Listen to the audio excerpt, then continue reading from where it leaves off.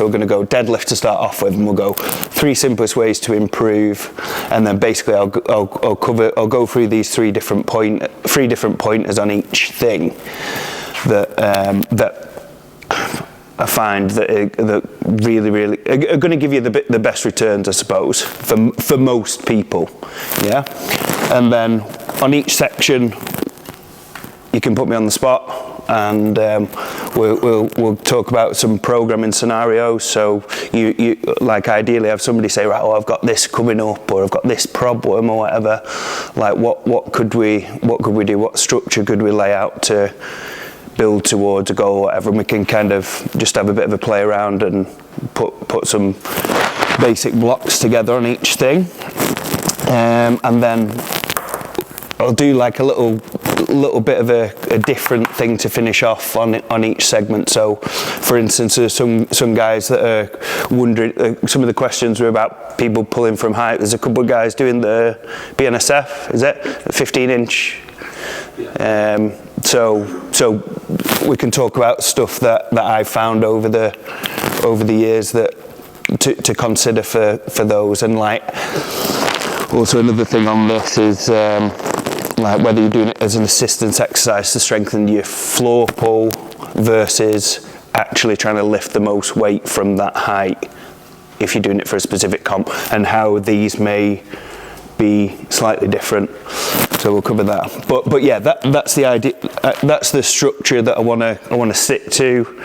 And again, just like everything that I do with these kind of things, like we'll improvise. Like I want you guys to be engaged, and we'll go off on tangents and stuff. So please feel free, like I actually structure it to encourage you guys to be part of it and say, well, what about this? Or give me examples to put me on the spot, and see if I can help.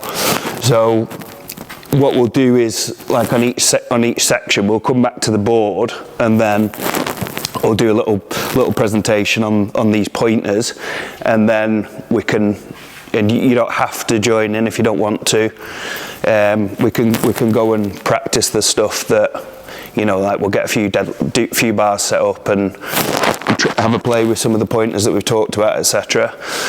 So if you find it in each section, if you find it most relevant to put it in your specific context, say for instance, you don't have to do log if you've got something else coming up in your next comp. You want to get an axle bar set up, or a barbell, or a dumbbell, or whatever. Like the pointers that I'm going to deliver are going to be kind of scalable to the individual thing. So yeah, don't be afraid to be selfish. Get something set up and make it really specific to you. Don't feel like you have to. And I suppose test me, and think that, oh well, how does that point carry over to when I'm doing the axle? How does that point carry over when I'm doing a sandbag carry versus a yoke? And then we could talk about it and make sure that you understand each thing. Same when we go to the moving. So if you want to do a bit of yoke, a bit of farmers, a bit of whatever, it's up to you. But I'm going to give you the general three main points that will help you focus on each section. Same when we go to the loading. If you want to do stones, if you want to do sandbag, that's up to you. I'm going to give you the pointers that are going to carry over to them both, if you will. So in terms of if anybody wants a break at any point, like I'm just going to motor through and not have a break. So if anybody just wants to have a drink or eat at any point, just crack on. What will probably be a good point to have a little break after each section. Once everybody's happy with the stuff that we've discussed, then I'll come and spend a couple of minutes just writing up the next bit, if you will. So you can either continue practicing what you're doing, you can put more weight on the bar, whatever you want to do, or you can have a little break or just a chat or whatever. Or that could be a good time if you want to, or to be honest, at any point, if no, in fact, leave it at the end of each section. When we get to the end of each section, if anybody's got anything that's nothing to do with what we're talking about here that you want to ask, like literally anything, like just slot it in there. So just leave it just in order to be efficient, when we're in each section, try and keep the questions about the question, about the topic that we're covering, and like everything about that, and then in between, just ask me anything that you want. And like at the end, if there's stuff that you've got that's private or you don't want other people listening to, whatever, like just like I'll stick around and ask anything that you want. So well, a little introduction to me for people who don't know me. So I was working out the other day, so I've been full-time strength coach for nearly 10 years. I think it's 10 years in July where I've done it full-time. So I worked out about nearly like 20,000 hours like coaching experience. That's just what I absolutely love. And then in the last I think maybe 6 years, it's all about strongman. I'm completely obsessed with optimizing like everything to do with strongman, to be honest. And then probably about 6 years ago, I got into, so I started coaching strongman, and then I started getting stronger ladies into strength competitions, and then I got into doing men, and then I got into like coaching people in the weight classes. And what I found over what I want to teach you today is like the principles that I've used, that I've been kind of up against a lot of resistance at every step. I've had like a sample of people that have got really good results with, and people improving, and then there's always been the next set of people saying, oh yeah, but it wouldn't work for, this wouldn't work for, say, heavier girls, or this wouldn't work for this stuff that you got doing with the women, this wouldn't work for the men, or whatever. So it's been like a gradual thing where I've moved to like, say, the under 80s, and then done well with the under 90s, and then the 105s, and then coaching opens and stuff like that. There was like stuff where I was coaching the people doing the tested route, and people were like, oh, these principles won't work if you're teaching people who are competing untested or whatever. So it's been like a really gradual thing. But the thing that I've learned from, I suppose, like I've coached from coaching experience, I've coached somebody who's won World's Strongest Woman under 64. I've coached numerous like under 90 England's last year. We had Chris Harrison who did the 105s. I coached him to win the North qualifier, England's, UK's, and then I've been to Giants Live coaching this year for Britain's Strongest Man with Kane Francis. And then a thing that I wanted to do to kind of prove the coaching stuff was I decided that I wanted to do it to kind of just cause, like for me, just to be clear, like coaching is my passion and first and foremost, and like a lot of people follow me because of the stuff that I do as an athlete, whereas that's just like a secondary thing to me. I take it extremely seriously, of course I do, but that, for me, that was just like almost like a proof of concept kind of thing for the coaching. And it was just like, well, actually I'm going to give up playing other sports and doing distractions, like I used to play football, tennis, rugby or whatever, knocked it all on the head and say, right, I'm not very good at this. Like when I started, I wasn't very good at anything in particular to do with strongman, but I really enjoyed it, so I committed to it, and I applied the principles that I use with other people to myself, and then I've managed to obviously improve all my lifts. But the biggest accolades that I've got, I won the England's Strongest Man under 90 kilos, the untested, in the same year as winning the tested, the European Championships, the untested under 85s, and then that was in 2021, 2022. I became the first under 80 to do 100 kilo single arm dumbbell. I came second at England's strongest man on the same day. And then I think it was in September, I won a European Championship in under 80 at the Arnold's in Seville. And then most recently I've competed at the under 90 Arnold's and came 9th at that.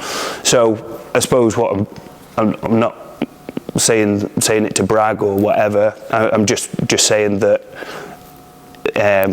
the coaching game first and foremost, and then I've just kind of applied the stuff that I teach to myself. If you just see me what I was lifting and stuff, even 6 years ago, I get a thing that I get, like people say, it really annoys me actually. People see me do the dumbbell, for instance, and like, oh yeah, but it's all right for you because you're really good at this or whatever, and it pisses me off.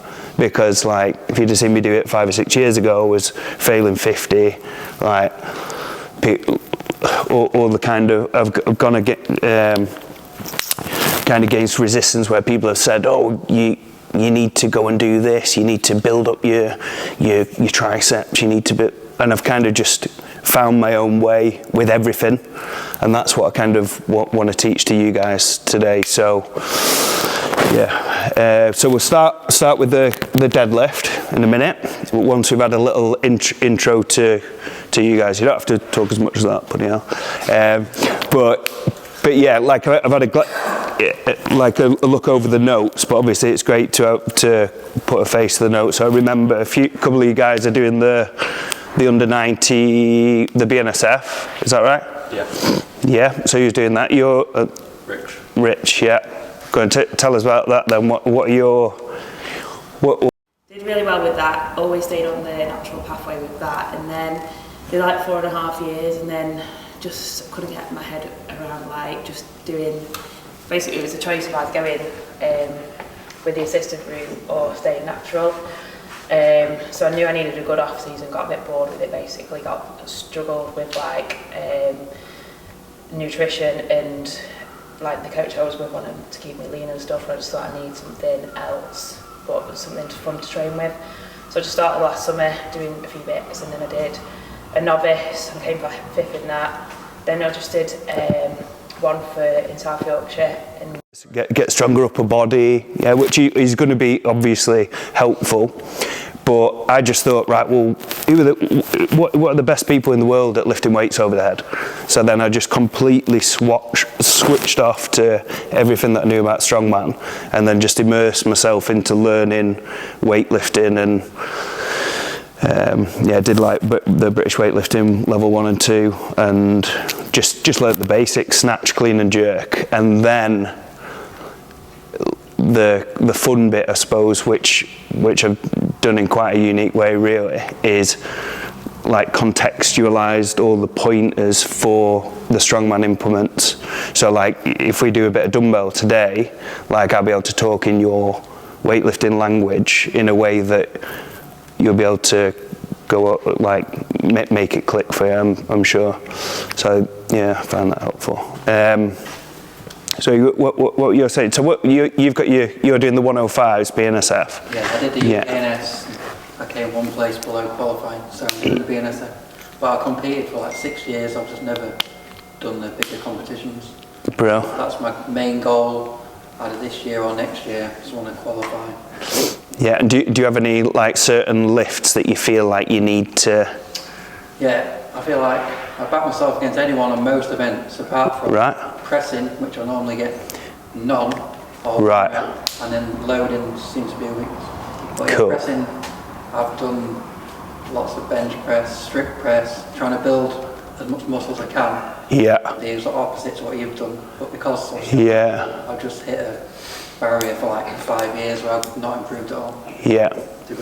Yeah, and don't get me wrong, like a lot of people think with the overhead lifting, like they think that I'm just all about technique, and whereas like more recently, like I've added more upper body training in and got stronger in my upper body, which has given me really good carryover to all the overhead events. But in terms of, I'm going to talk today on like what I feel have been going to give you the biggest, basically the biggest returns on investment for most people, which is going to be Like if you're like say you're failing 105 weight, so what, like 105-ish for BNSF qualifiers roughly? Yeah, I failed the log. And what can you bench or strict press or whatever? Strict press about 105. 105. And then what can you squat? Like high bar or front squat? Front squat 160, high bar. Yeah, exactly. You like straight. You don't need to get any stronger to be lifting 130 over your head. That's immediately what I think. Like listening to that. So, like seeing someone like you spending loads of time doing like loads of upper body accessories and getting your arms bigger and stuff like that, and then still seeing you clearly behind your other events on that, say powerlifting background, people who've got like a massive bench, for instance, they don't want to spend much time. Like that's the disadvantage with learning the leg drive and stuff, and that we'll cover, is that it does take a bit of time and patience to get the skill, and you will get quicker kind of linear gains on the, like it's a lot easier to learn how to like strict press or just, but I just feel like you're going to hit that roadblock that's going to be a lot lower for most people. So it'd be interesting, and I reckon we can get you some pointers today that are going to be really good. So next person. My name's Andy. I've done Strongman for about 2 years, maybe 3.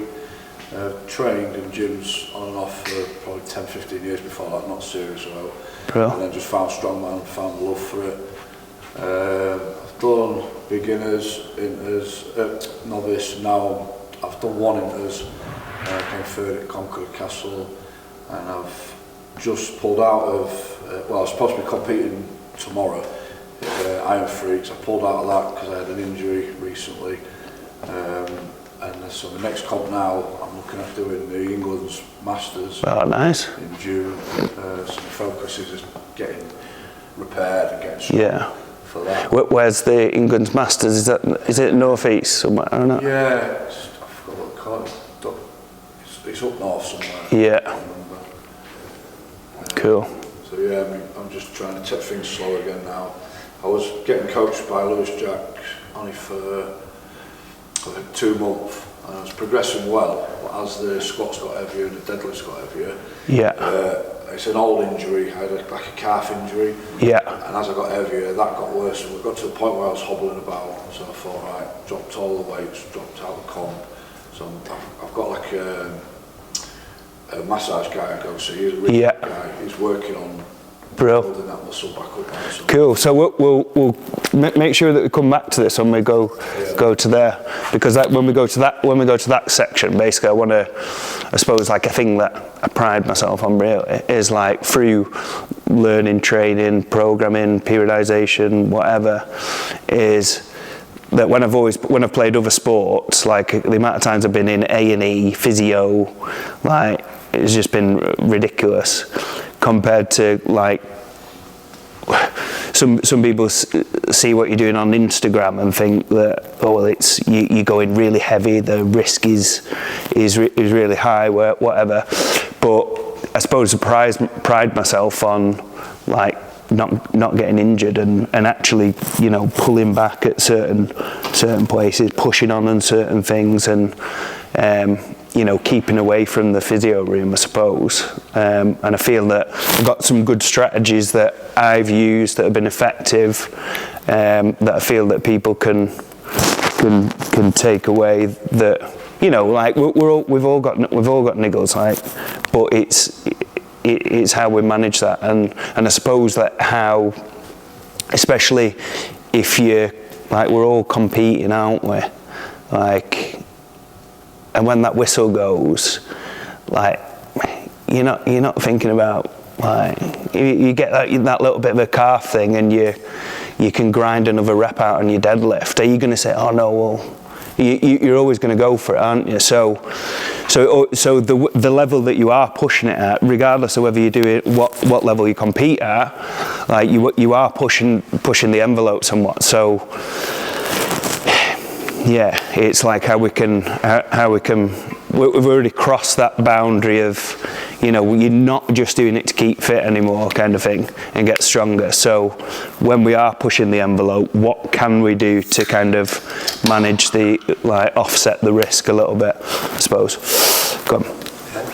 I've done bits in powerlifting and I've done holes twice now in the novice, and I feel like I would have done alright if I didn't come last in the overhead every time. Yeah. So that's what I'm here to fix, really. Nice one. So how does the overhead compare to your other lifts? And like, what's your deadlift PB? What's your farmer's PB roughly? I pull sumo most of the time. Ah, but yeah.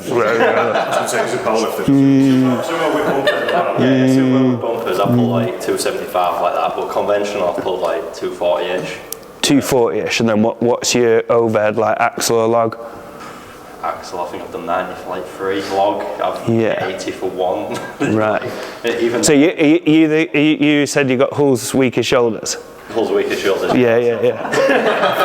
Was that you? Was that you? Put that on the phone. Yeah. It's a tie between the two of us, I think. Quality. Brilliant. Benching powerlifting was always shit as well. And it's what could you bench? 120, 125. Reasonable, isn't it? Making my own decline and trying to. Yeah. But I've been trying to get better at lats and pressing more actual flying than just cheating. So. Yeah. And what about squat? Like high bar? Don't really do much. And squatted like 2 or 5 low bar. So. Decent. Yeah. So again, going back to the point over here, I'm just thinking about like ratios and that, and the good news is you don't need to get any stronger to be putting 110 over your head, like 100%. Like it seems like I could never overpress 110. Yeah, I'm not saying today or whatever, but like there's going to be some point as they get in the overhead bit, they're just going to be, and like 100% fact, because I know, because I've been there. Like I remember when I started, and to be honest, it was very similar. Like I think I could pull 260 conventional, but I was failing 80 log. I was failing like 90 axle. So like that was actually a thing when I started. That was like my work. If I did like a novice comp or something, I was exactly the same. Like no rep in the overhead. Yeah. But I could do like 100 farmers, 110 farmers or something. But yeah, it was the overhead, and that's why I've gone to study I thought it's going to take me fucking ages to get my upper body strong enough to catch the, because I did a little bit of powerlifting, same thing, arch, got up to like 150, but yeah, like came to do the overhead stuff and horrendous. Like, absolutely awful. In fact, like I do like push presses, failed, like I couldn't do 90 log. I could like do a kind of weird 90 axle or whatever. I couldn't strict press at all, so my shoulder was buggered. Like I could strict press about 40 kilos, I think it was.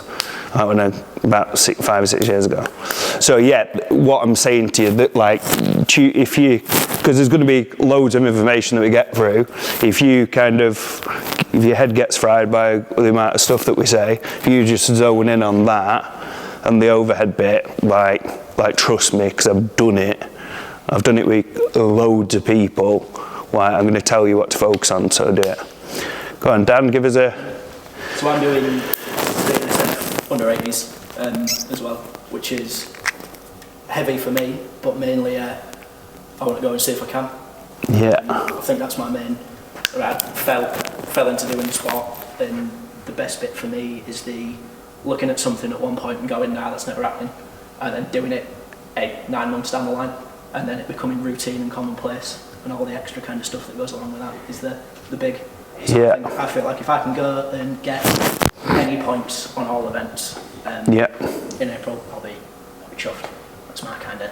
So I think it's mega inspiring what you've done, because like when you first started doing the stuff, it was like it was almost going to be like finding a comp that's light enough to even make up the numbers in, really, wasn't it? Even though you liked the movements and that, it was like.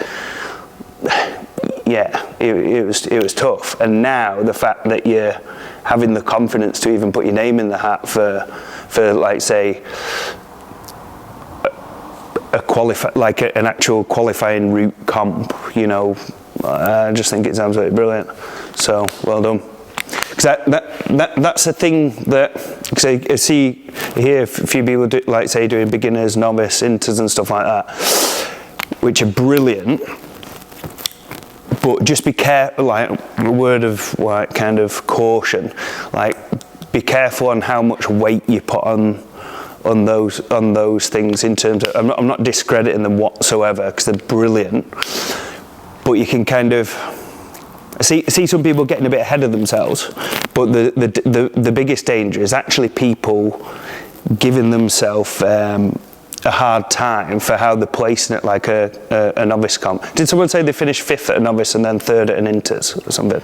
Yeah, so that's a great example, like similar to me when I started, right? Like I did like a beginner's comp or a novice comp, and I finished like, I don't know, like 12th out of 14 or something like that.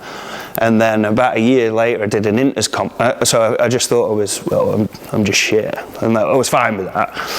But then I did an inters comp, and then I came 3rd out of 4, and then I was like, kind of thought I was pretty good. But yeah, my point being, like, don't be. That's what I like about doing the open route and say even like open weight class route, right? If you come and finish last, second to last, first, you've actually got a measure there of where you are. Or did you say you were 1 behind qualifying on the? So you've got a measure there against, like, realistically anybody who's eligible to enter that can like it's real data. Whereas in the novice, for instance, you always get people who are like up and coming who are freaks.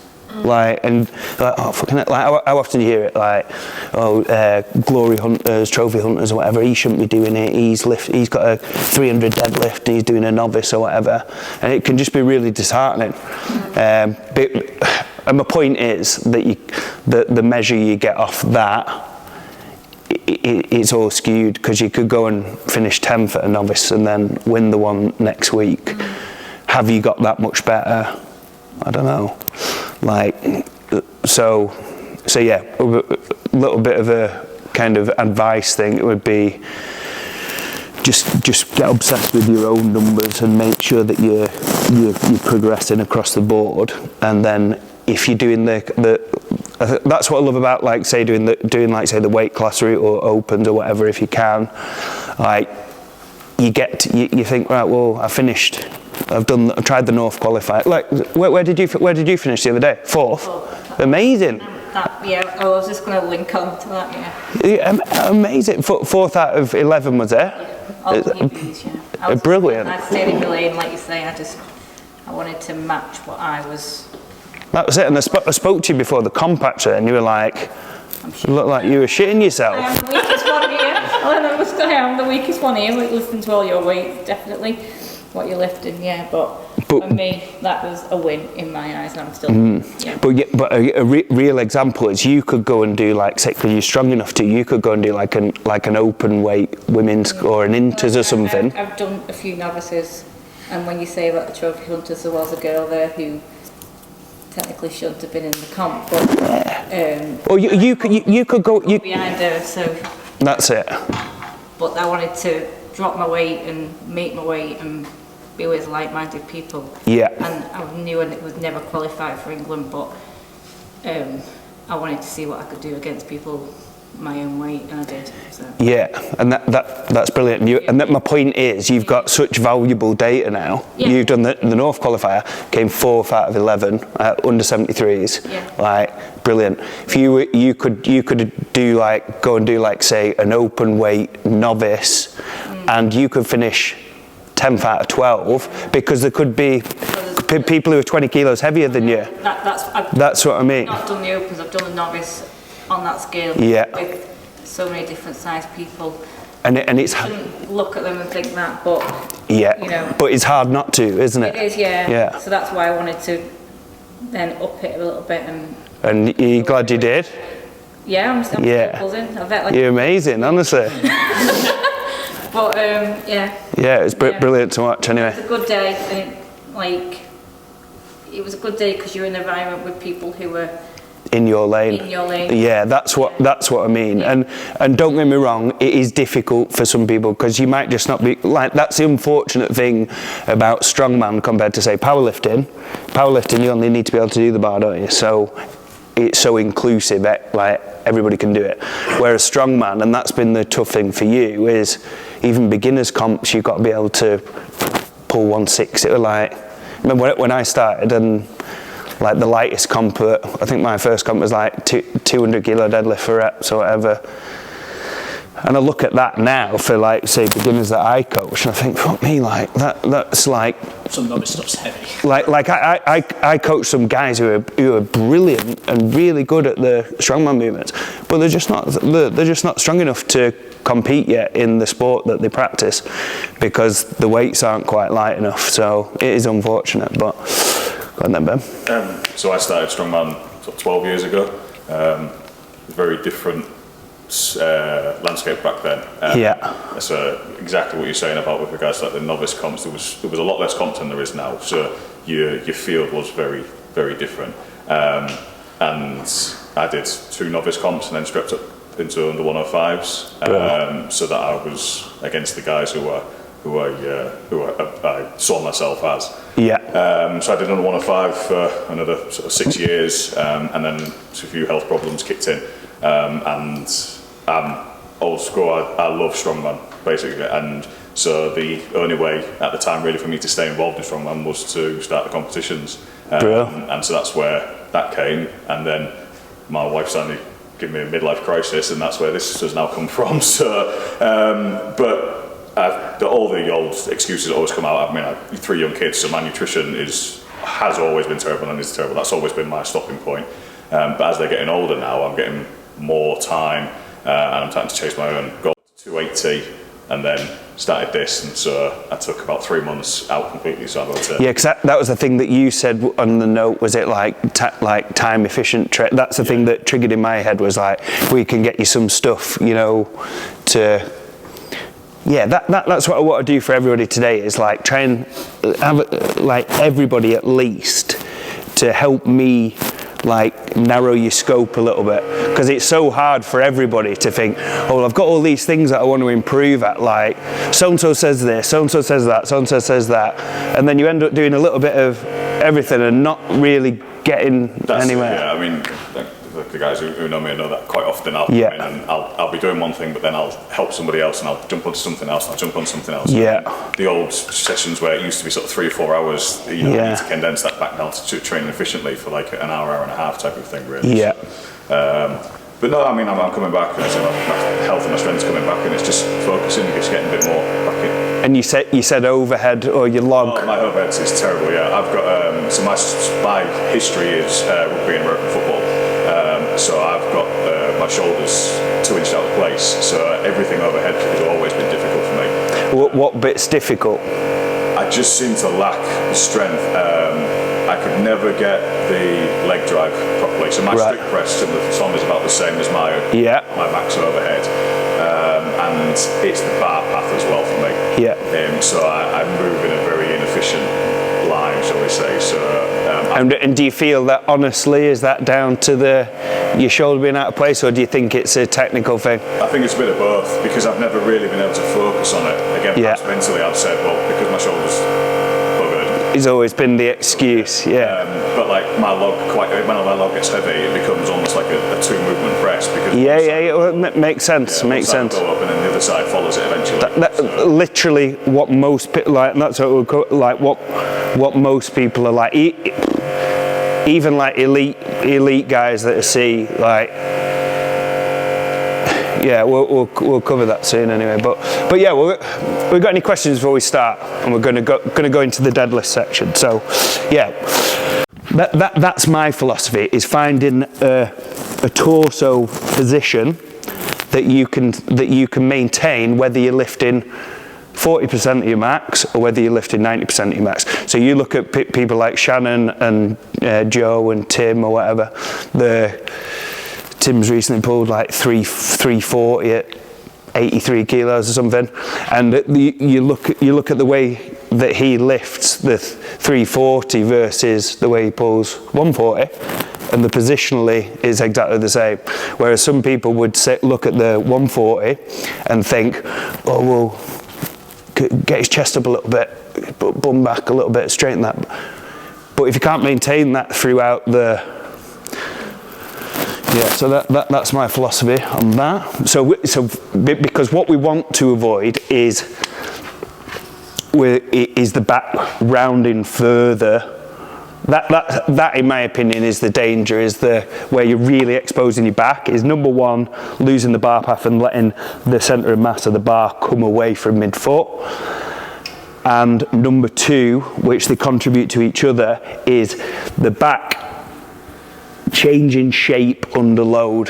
Yeah. So yeah, I find it with a lot of people that I coach over the years, finding a position that they can lock in regardless of the weight, and that they can maintain that all the way through. And then number three, the final B would be, for me, bracing. So once you found this position that where the bar path is immaculate, perfectly straight line, definitely not going forward ever, and then you've found your back position for you that you can maintain throughout the lift, that's exactly the same through 40% as it is at 90%. So that's my challenge to you guys, is look at your 40-50% technique and look at your 90% technique, and the goal should be they should look exactly the same. Yeah, because if the change, in my opinion, if your technique's changing, that's where you're exposing yourself. So I'm saying that it may be worth exploring that. How do you get your 40% to look like 90%? Might actually be changing your position a little bit. That may or may not be safer, but that's my observation. And then once you've found that and tick that off and tick that off, then you go on to bracing and basically creating more tension, because that's going to enable you to lift more load. Yeah. So we all know what bracing is. Yeah. Abdominal pressure and whatnot. And obviously another thing for the deadlift, which is a good thing. So bracing, a lot of people just think of bracing as like engaging the core or whatever, and which maybe producing most of the benefit, but there's a thing called irradiation, which is basically if you grit your teeth or squeeze your hands as hard as you can, it's gonna, even though it's just like a small kind of area that you're creating tension, it creates like a global effect. So in terms of like, it helps you produce more force throughout the body. So that's what we want to do with bracing. And another good core stabilizer, well, can anybody say, other than like say the anterior core or the abs or whatever, what's really useful that can help us stabilize and produce a lot of force specific to the deadlift? Like breathing into you, filling it up with air. Yeah, so that would probably come under the umbrella of like just the anterior core, I suppose. Yeah, definitely. Lats are great. Lats are great, like really good. They're attached to your trunk. You can produce a lot of force. Like if you just stand there now and you just imagine you've got an orange under your armpits, and imagine you're trying to squeeze orange juice under out of the orange, like you can produce a hell of a lot of force there. And also the direction of the force, which is really useful for the deadlift. If you can like squeeze those oranges and almost pull the hands back, it's giving you that little bit of insurance for stopping that bar going forward. You know, like if your technique starts to break down and the bar leaks forward.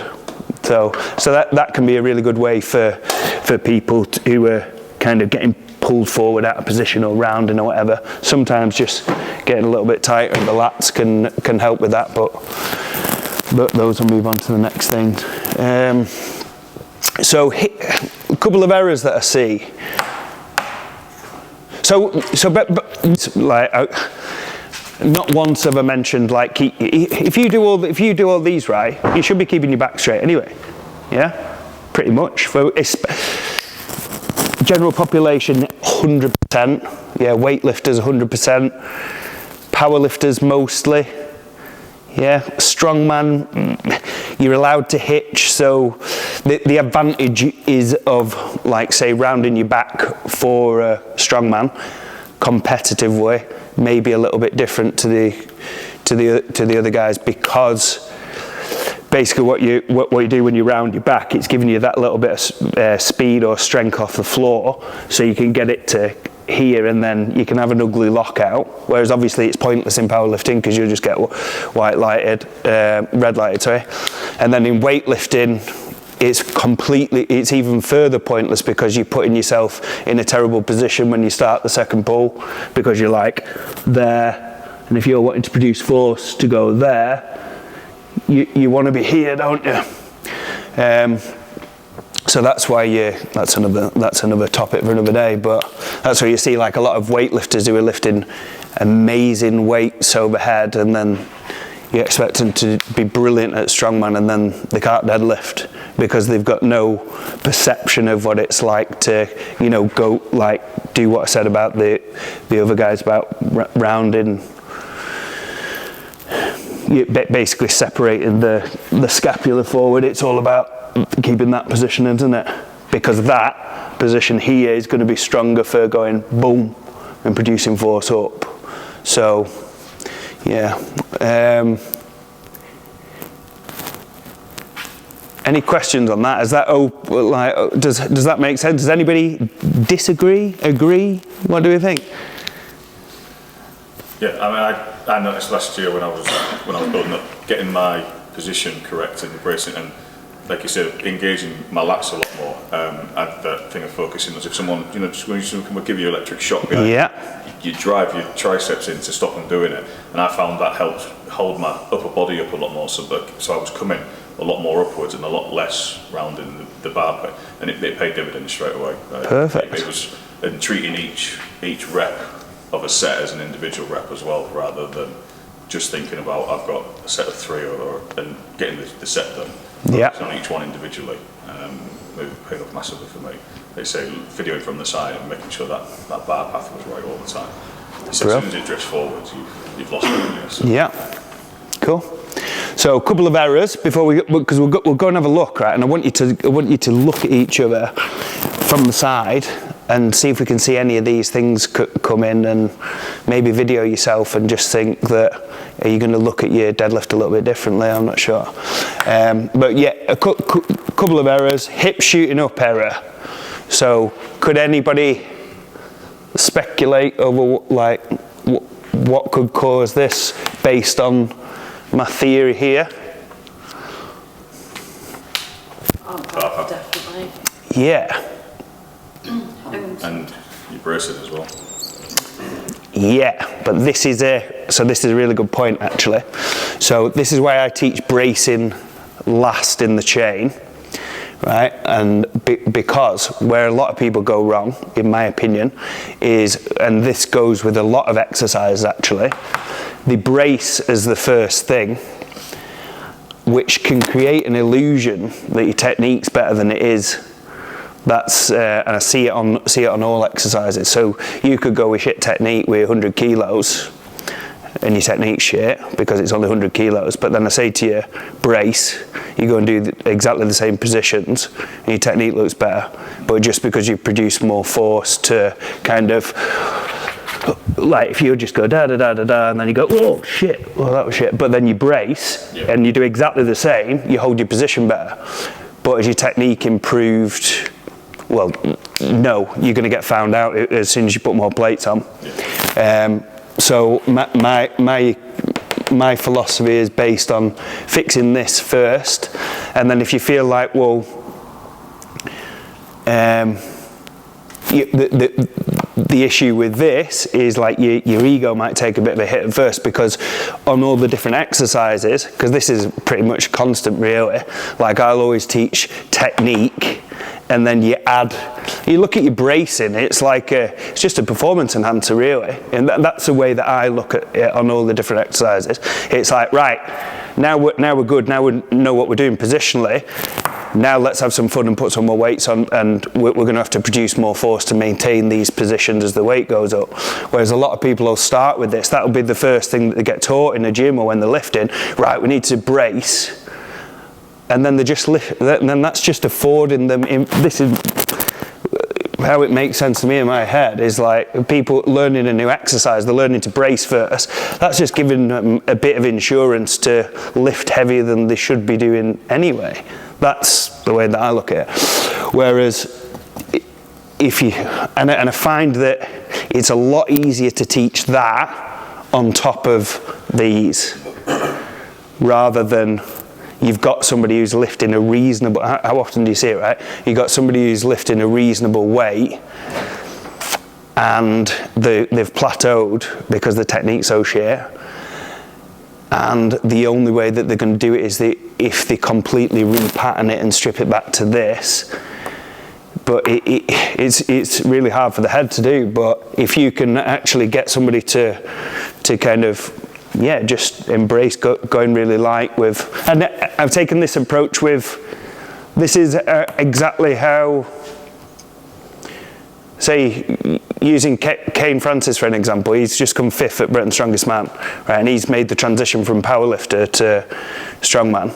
And like, could he do, like, remember the first time he did yoke, and I'm giving him, specifically, I'm giving him time targets on yoke that I know that'll keep him, like, he can push himself mentally, but I know that it's going to keep the load light, yeah? Could he do like a 350 yoke first time? Yeah, of course he could.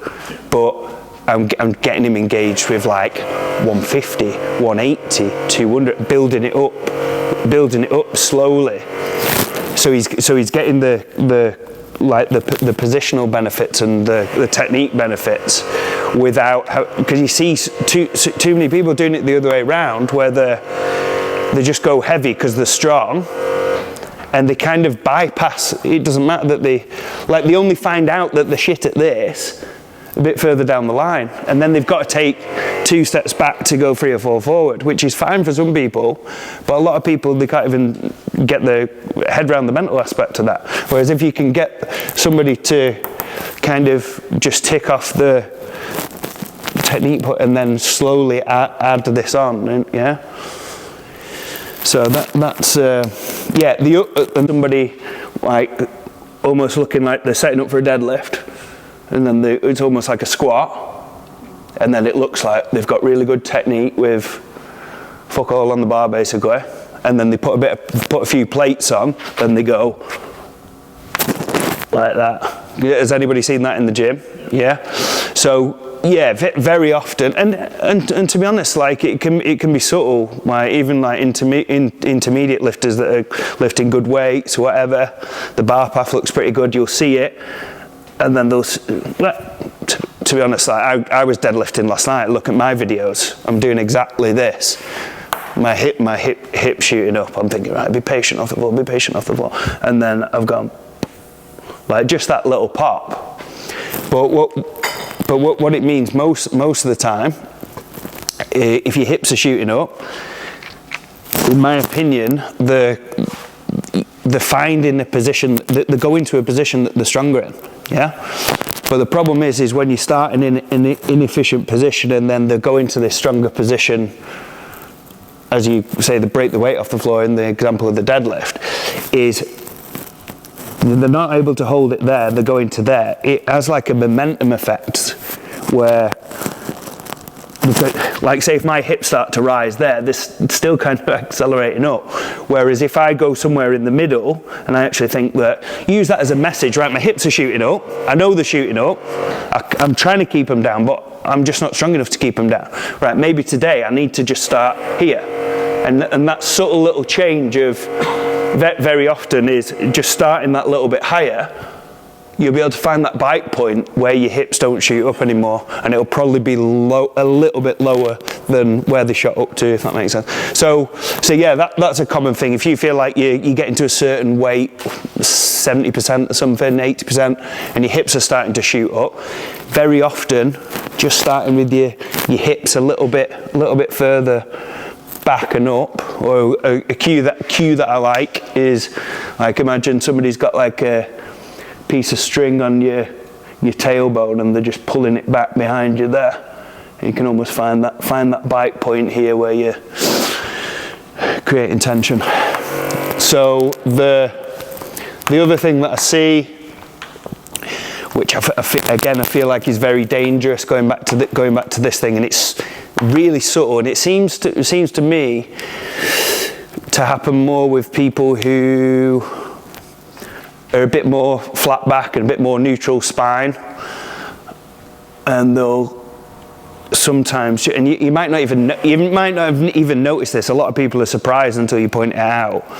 They think the deadlift, the technique's really good, feels really good, and then you'll video it and they'll say, look at the plates, like, stop looking at you, look at the plates, and you'll see the plates just peel forward as you, with some people it's dead obvious, they knock it forward and they've got like marks on the shins and stuff like that. But with some people it's minuscule and subtle that they're just, you can just see that the plates are peeling forward. So the plate should never peel forward, ever, because and I'm so passionate about this, because you're in that position where your back couldn't be, like, it's so exposed and in such a weak position, really, when you're in that deadlift start position. So not a weak position, but like exposing your spine a lot.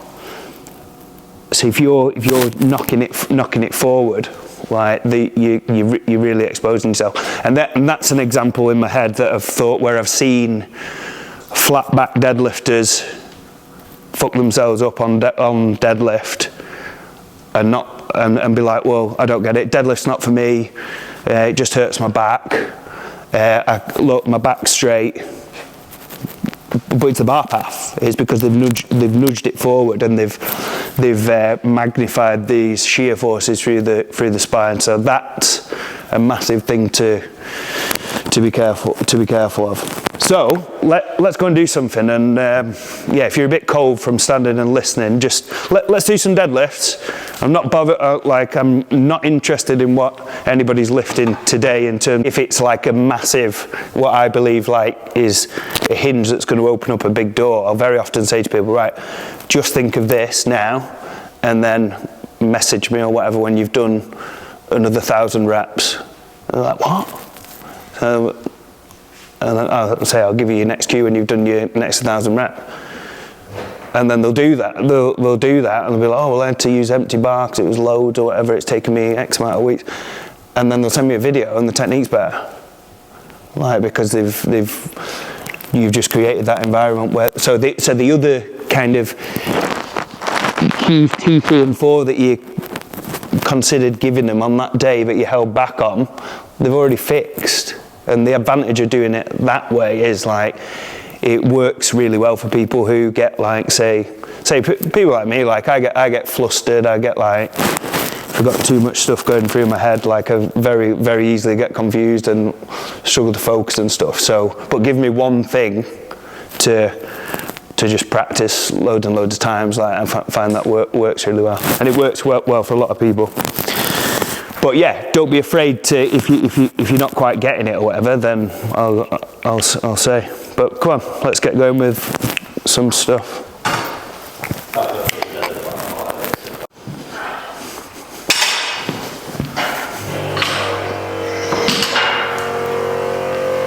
But I might contradict myself quite a lot here, and give a few. If I see things, I might just give a few cues for the purpose of the other people watching, in terms of understanding. But I mean, in terms of like a real life coaching situation, I'd just be thinking, right, what one thing can we aim for?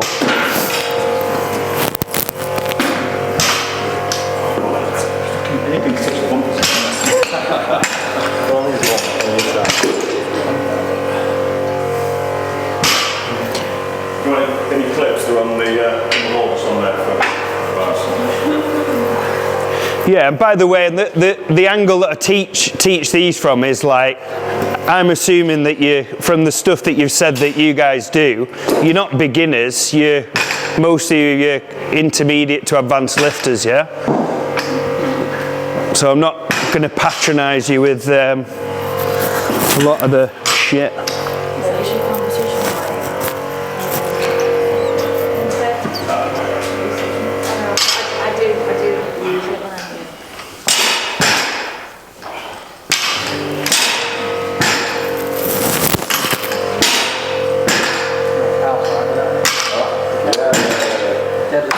Right, let's go and watch on the side. So go and do two more reps. Right, and you're going to have to watch closely here. And this is brilliant because we've got a good group that you've done everybody's done loads of deadlifts, yeah? You're already advanced, yeah? So we're looking for like subtle little things that may... Come on, let's just do three reps.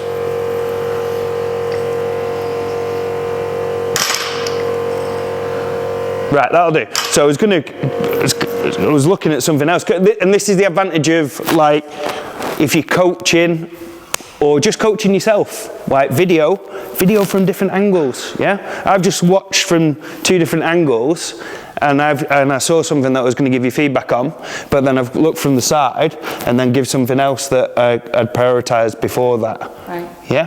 Can anybody see anything? Well, it might be angles, so that, but it looked like there was maybe a slight bit of dip forward. Yeah, exactly. And it looked like patterned. It didn't look like it was a mistake. It looked like that's your technique, yeah? But just go again, do exactly the same again. And it's subtle, it's tiny, but you can see how when the weight goes up, right, what I want us guys to do is everybody looking at her, yeah? I don't want you to look at her, I want you to look at the plates, right? Let's go again. Just do exactly the same. It's tiny, not quite as pronounced that time. Go again. But can everybody see how it's leaking forward? Yeah? Can you see that? I don't feel it, it's so because I'm catching that. Of course you don't. This is the technique that feels like home. This feels like home to you, yeah? And this is the difficult thing, especially when she smashed it the other day. What did you do, 130 for? 10 reps. 10 reps. Amazing, yeah? Like, you can't argue with that. It's brilliant, absolutely brilliant. So it's tough making little tweaks, but I can see that as the weight goes up or you go deeper into your sets, you go heavier, this bar path, let's call it an error, is just gonna pronounce, and the way that it shows in you is you're getting pulled forward and you're getting into this rounded thing. But it's because, like, as the weight goes up or fatigue sets in, that kind of subtle inefficiency is any inefficiencies that you get, the deeper you get in or the heavier the load, it just magnifies it. Yeah. So if you can look to fix that from What's my error? What am I doing? So the error is the bar is leaking forward, and let me see if I can demonstrate this for you. And it is like you did 2 reps. That was a slight. I really get exactly. To see it. It's a good rep, Yeah. but it's just like you say. Yeah. And this is. I do know I'd say it's been pretty then. And this is like, you know what we're doing here and what you're paying for, right? Yeah. Is like we are picking holes. Yeah. And like we could just say, you know what, 130 for 10, 130 for 10, you're a savage, keep doing what you're doing. No, I know, yeah? I know I can do that. But just look from the side, look what's happening, and look at the difference, like say if you're going subtly like this and exaggerating it, I am exaggerating it. Can you see anything? Right, look at the plates, right? And this is what we want, right? And go back to my principle, what do I say? Bar path, perfectly straight line, ever so slightly back. So this is why. Oh, that was terrible. How's the bar path on that? Straight, yeah. Ever so slightly back maybe. But look at the plates. Yeah, did that go forward ever so slightly? See how that one came back? I'm lifting it up straight. So you're going out as it goes. Out and then in, yeah? So let's have a go, see if we can fix it. So sometimes suggestions? Sit back into it. Do you want to show us? And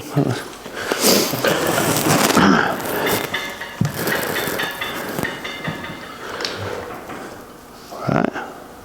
So what are you doing differently there then? I don't know, really. Just trying.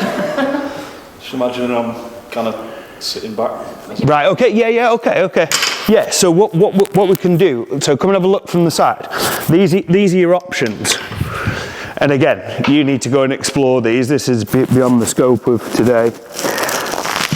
So the options are to improve, like if you're going like, you're setting up like this, and it feels really good, yeah, and you're doing well with it, but the bar is just leaking forward ever so slightly, like that. So you can either do two main things. You can either go, right, well, the reason why the bar's going forward is because it's having to do that to get round your knee, yeah? Like it has to do that to get round your knee. So we can either go, like you say, sit back a little bit more of a hinge, and create more of a gap there. So instead of being here, where the bar has to go forward a little bit and then back, can we sit back on the heels a little bit more, get a little bit more weight behind the bar, like hinge a little bit more, stick your ass to the wall behind. Can we go there? Some people might find that, instantly that feels loads better and the bar path's more efficient. Yeah, do you see how we're doing that? Because you're creating space. My knees the bar. Possibly, yeah. So yeah, if you're there and then you break it off the floor, the bar has to kind of go to past the shin, yeah? See, that's why I feel I wasn't doing it until you said, because I was scraping I was going over my knees, but I'm probably pulling it over my knees in a way, aren't I? Yeah. So you can that's a way that you can try and sit more weight behind the bar, more of a hinge, and do you see how there's more of a gap there? Yeah, and actually that feels instantly better because I feel like I'm actually, if I let go of that, I would fall backwards because I'm almost wedged. Some people you know better than anybody else is the positions that you are strong in. Yeah, so you need to go and explore and find out what's better. If I give you something like this to think about, where it's clearly like just a skill thing and a thing that you need to explore, especially if you're following a program and you feel like, I don't want to interfere with what I'm following on my program, but I want to kind of piss around with this and explore. So doing something like, say, doubles, say 50% or below, 40%. So say for you, even if you did like, say, 70 kilos for 8 sets of 2 on your overhead day as a bit of a warm-up, just playing around with a different position, or 10 sets of 2, 12 sets of 2, it's not going to steal anything away from what you're doing in your overhead session, for instance, but you're going to feel a lot more primed in terms of skill when you come to your deadlift session. Does that make sense? That's just an example kind of protocol that you can do. Because you don't want to be, if you've got like a thing on your program where you're doing, I don't know, 3 sets of 5 at 130, you don't want to be thinking about fucking all these intricate cues. You just want to be attacking your weights, don't you? Yeah. So yeah, that's a good example of what to do, is what you can play around with. Let's have a little go. See if you can do it. Just even just for the purpose of the other guys understanding, and see if we can get the bar path. Yeah, your technique's not going to feel good today because it's a significant change, but see if we can get the bar path standing further away? Well, try the number one thing first. Try exactly the same distance away, but manipulate your body to facilitate this bar path. Yeah. Let's see if we can get this bar path. Further back now. You, So we feel like you're going to fall over the back. yeah, great cue, great cue. There. Yeah. Good. These are already out. Right, Yeah, exactly. That's a great way. So, and it breathing more bum back then. Yeah, bum back, and then by the time the bar gets to your knees are out of the way. Yeah. That looks better. What do we think? I felt better because I wasn't catching it over my knee in a way. Yeah, fantastic. That was great. That was really good. And just try the other way, where you set up a little bit further away. And this is relevant for. So you keep going. I'll just keep talking. But this is really relevant to learn, because this, if anybody pulls in a suit, like I actually find it more beneficial pulling in a suit, setting up a little bit further away than I do with raw. How did that feel? Right? Yeah, it felt better.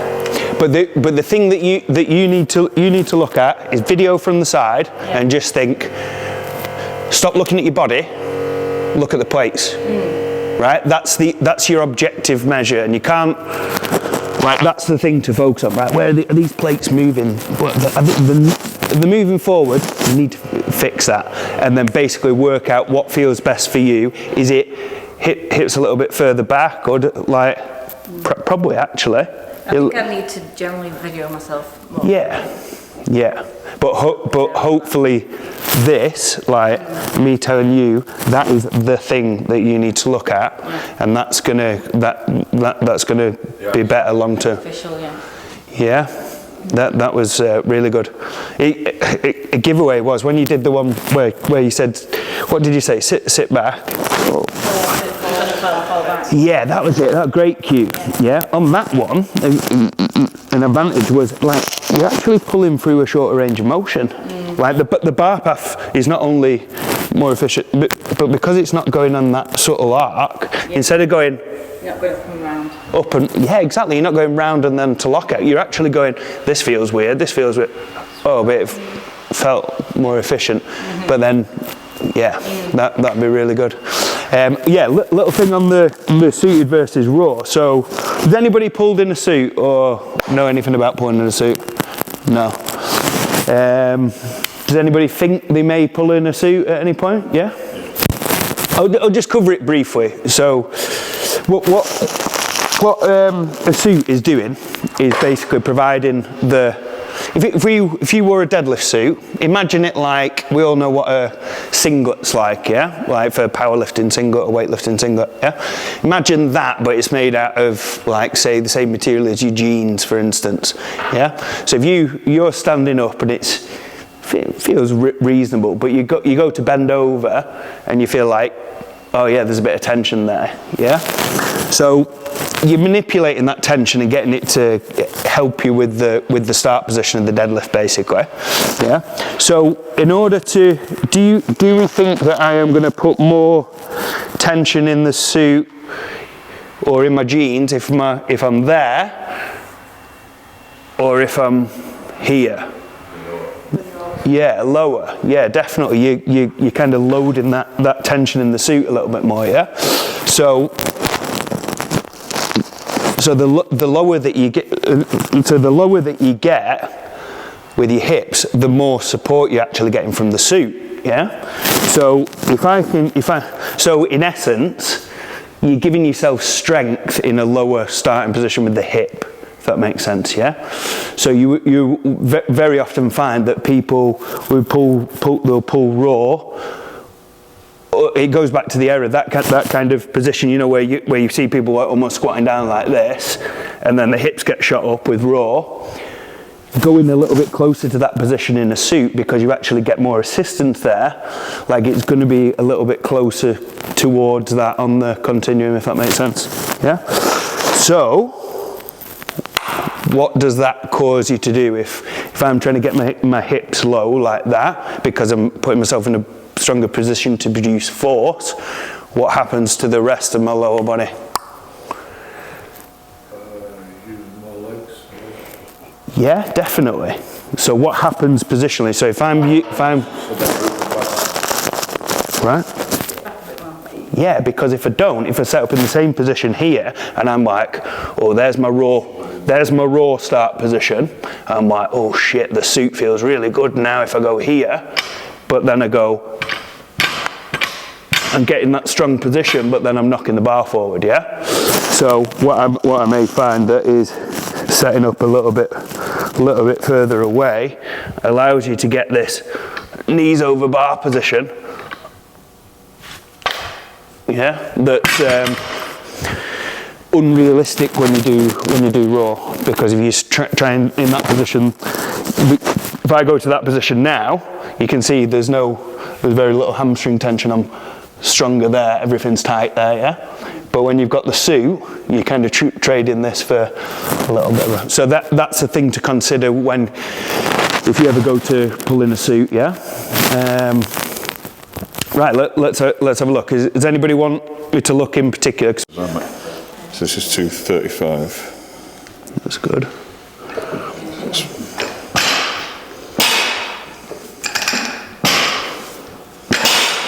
think I've got the hip lift. Yeah, a little bit. It looks like you're almost trying to go too far over the bar on the second one. Right.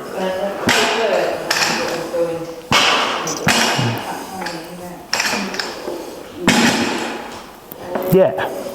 Look, I think you'd be better starting with the hip. If you imagine the piece of string with your back there, and you get it if someone's pulling you back there, you know, almost like what we were saying to her about getting the hips a little bit higher and a little bit further back. Because you can see there. Look at my knees there, right? Is there more tension in my hamstrings there or there? Right. There, I can feel like my. So there's a bit too much knee bend there that you're starting in a position that's unrealistic to maintain. Which is why my hips are going. Yeah, exactly. Your hips are strong as fuck there. Yeah. Okay. Yeah. Super. So I think actually if you start with your hips a little bit closer to that, with your arse a little bit further back, not only you'll be in a stronger position, but you'll also be able to sneak the bar a little bit closer to you in the setup position. Okay. Super. Thank you. Yeah. Like, let me show you with this. So you go to, if you're like here, Ben, from the side, and if I'm saying go to, actually just go to here, all of a sudden you can actually think, oh, well, fuck me. I can start with the bar there. Yeah? I've been too focused on trying to get my hips really low to get that drive and then say inevitability or not. Yeah, I think this is a really good overall point for people to look at, good to think about when they're looking at their own lifting.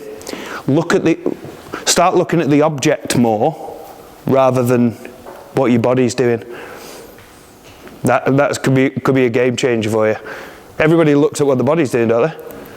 Oh, my elbows are dropping on log, or my back's rounding on, or my knees are doing this on, log, same thing. Oh, my elbows are dropping. Look at the log. The log's fucking out in front here. So no wonder your elbows are being pulled out of position, because the log's there. So, yeah, I just find it's more beneficial to try and control the object, like control what the object you're lifting is doing, and think about the principles of like the efficiency of where it should be moving. And then you'll often find that it's like a reverse approach to what a lot of people do. But you'll find that if you fix that, all this other shit that you've been worrying about just fixes itself a lot of the time. Yeah.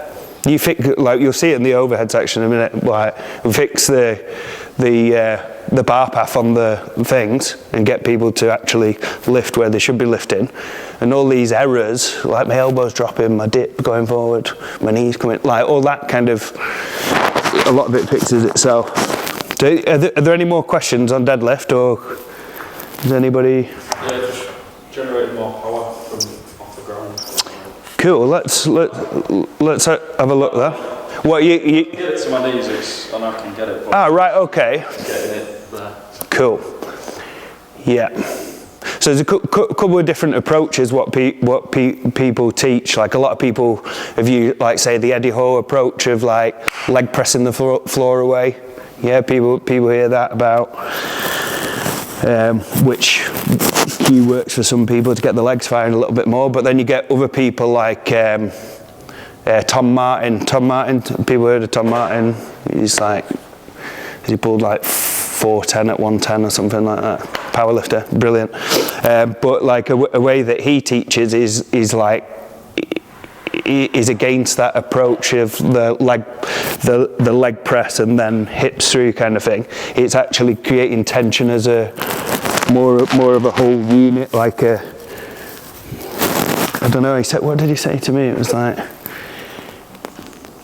I can't remember exactly what he said, but it was like it was just like more like create more tension as a whole unit of the body, and then like imagine, I can't remember the cue, but yeah, if you can, some people find taking the leg press approach of like say punching into the ground with the legs, like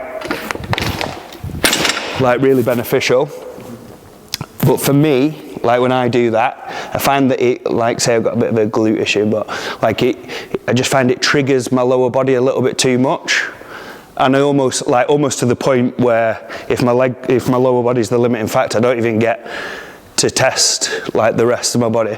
Whereas if I kind of spread the load across the rest of my body in terms of using the whole body as a unit to create the whole tension, like that feels better, and I don't feel like I'm limited by so my point is, take some of these approaches, like try them, see what works best for you, because honestly, like that is the answer to everything. You're going to ask me something, and I'm going to say, well, these are some of the best theories that work for most people. You've got to go and try them and see what works because it is going to be different from person to person. You know, like say, obviously people's like limb lengths, people's experience and confidence, people like muscular balance differences and stuff like that. Like, so it is so complex and impossible to give like a blanket thing. But let's see your technique and see if there's. But what did you say? You said so you're really strong if you get it above the knee, yeah? Cool. So yeah, we'll touch on that in the programming thing actually, because that's more of a programming thing, which we can talk about. Cool. Nice. So third rep was best there, in my opinion, because. Like what we want to be doing is making sure that the hips and the knees rise at the same time. Yeah, and the first two there. And again, this is like you might not even notice this. Yeah, it's just because I've seen thousands and thousands of deadlifts. Like it's just a subtle boom. Like your knees are going back before your hips. Yeah. The third one was really good. The timing was good. They looked the same. So I think for you, just working on the consistency of that, and actually just getting a video and just making sure, right. So what you might find in that scenario is, you know, the say straight line ever so slightly back. You might find that you're pulling it back quite a lot, and it's pronounced. Right. Yeah, so you might actually find that going to like a shallower boom helps fix that timing a little bit maybe. But or maybe even just cueing it a little bit differently and just thinking for somebody like that who's, you know, strong enough to do the weight well, but you can see that the hips are, say the knees are shooting back early, you might find that doing just cueing them to be a little bit more patient off the floor. So just do that and almost like just squeeze with the legs into the less snatchy off the floor, like take the tension. That was better. Yeah? Lovely, a lot better bar path. Yeah? Yeah. That's loads better. Yeah? And again, sometimes it's about just scaling it back and taking it back a couple of pegs, and then just think, that's why I love that continuum in that order, those 3 Bs, because it's just taking you back to the bar path thing, fix that, and then that'll automatically fix the timing of the knees and the hips if you get that bar path not so exaggerated back. Yeah. And then what you did there subconsciously, so you could focus on the cueing. And the great thing is that you're using light weights, and the weight's light enough for you to do this, is actually you just chilled, didn't you? And you didn't do it, you didn't try and rip it off the floor really fast.